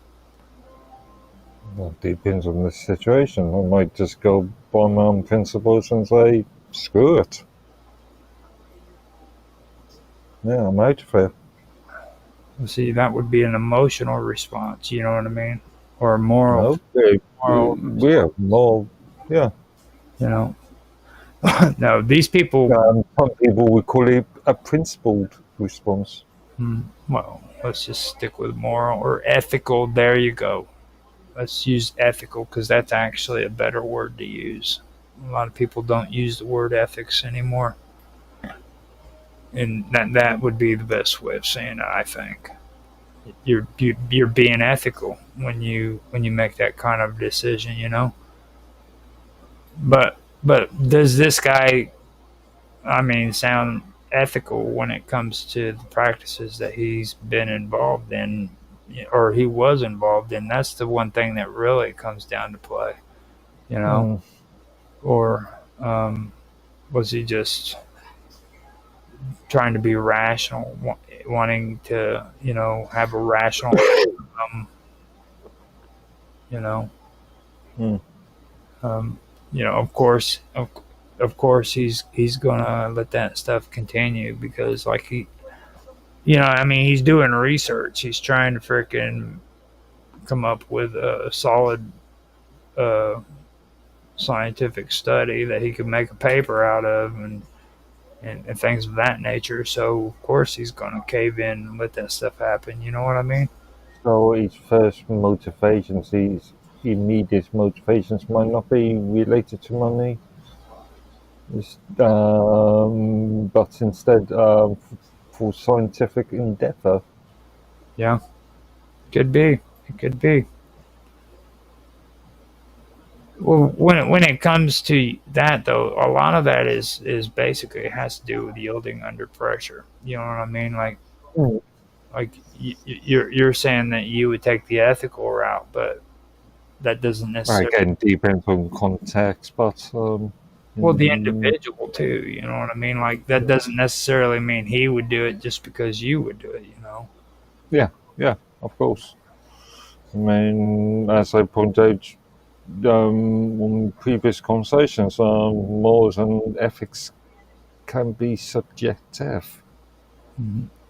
But the crazy part about it is like he was doing research on social behavior. You know what I mean? And a lot of this has to do with like deep reflection and shit. You know what I mean?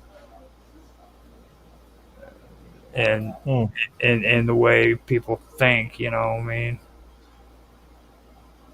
So that's what it, to me, seems really, really bad. And I mean, we've been talking a lot about this guy, and I probably shouldn't have done that. But the one thing that was really the freaking clincher, the nail in the coffin, wasn't him, okay? But there was another guy who was supposed to be his boss. His name was Lawrence Cross. Now, have you ever heard of him? That name does ring a bell, but This guy was a freaking 100% freaking idiot. Okay, he was a well-known theoretical physicist. it does. Yeah, it does mean something, or it does fire a nodule in my grey cell. Now, Carry on. the weirdest part about him, okay, this idiot, he's the guy that freaking ended up getting up and talking all that great stuff about. Well, he was actually the one that was affiliated with ASU. Now that I think about it, okay, Cross was the guy out of ASU, and he was the one who was setting up the program for what's his face, Martin Novak.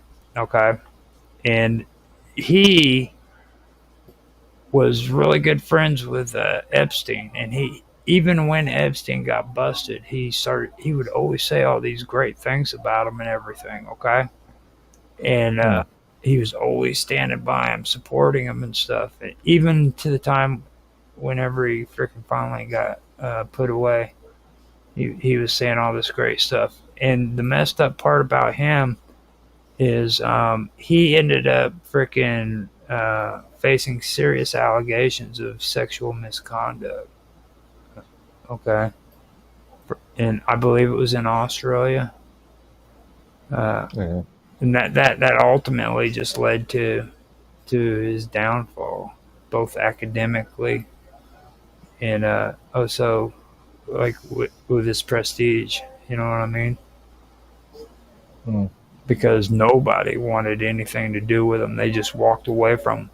This guy actually was in the middle of public and freaking groped a woman's boobs, okay, and then tried to say that it was on accident afterwards. And like there was shitloads of witnesses there that sat there and watched him do it and knew that it wasn't on accident. They just come forward and said, dude, there was no accident to that. He intentionally did it. He walked up and groped her boob. Did she make a formal complaint? Yeah. That's eventually what was his downfall, because they turned around and she made the complaint about it. And freaking this guy, man, did this stuff after his buddy ends up getting put in freaking prison for sex. Well, they tried to get him on sex trafficking, but ended up getting him for what? Soliciting a minor prostitute or something. After after that is all said and done, he ends up getting in trouble for sexual harassment and losing his job. The people who were affiliated with him no longer wanted to support him. Okay. And what happened was he groped the woman's breast during a group photo at a conference in Australia. Just so he could freaking grope a woman, he freaking on camera apparently, he freaking lost all of his freaking everything because of it. You know what I mean? That is probably the worst part about that whole situation. You know what I mean? He ended up losing his tenure at the university, and it also led to his distancing from several organizations, which included the Bulletin of the Atomic Scientists. Like a journal. Yeah, and he had to resign from that. So that's the bad part about that. And he was the same guy that sat up in front of the news people and said that freaking he wasn't ashamed of his relationship with Epstein. It actually made him better or some shit like that. I forgot how the quote goes exactly, but this was the guy who did that. You know what I mean? And then after it's all said and done, he gets freaking everything. He loses everything because he decides he's gonna grope a chick during a freaking conference photo. Yeah, not the best move in the world. These are supposed to be intellectuals. They're supposed to be smart like you, dude.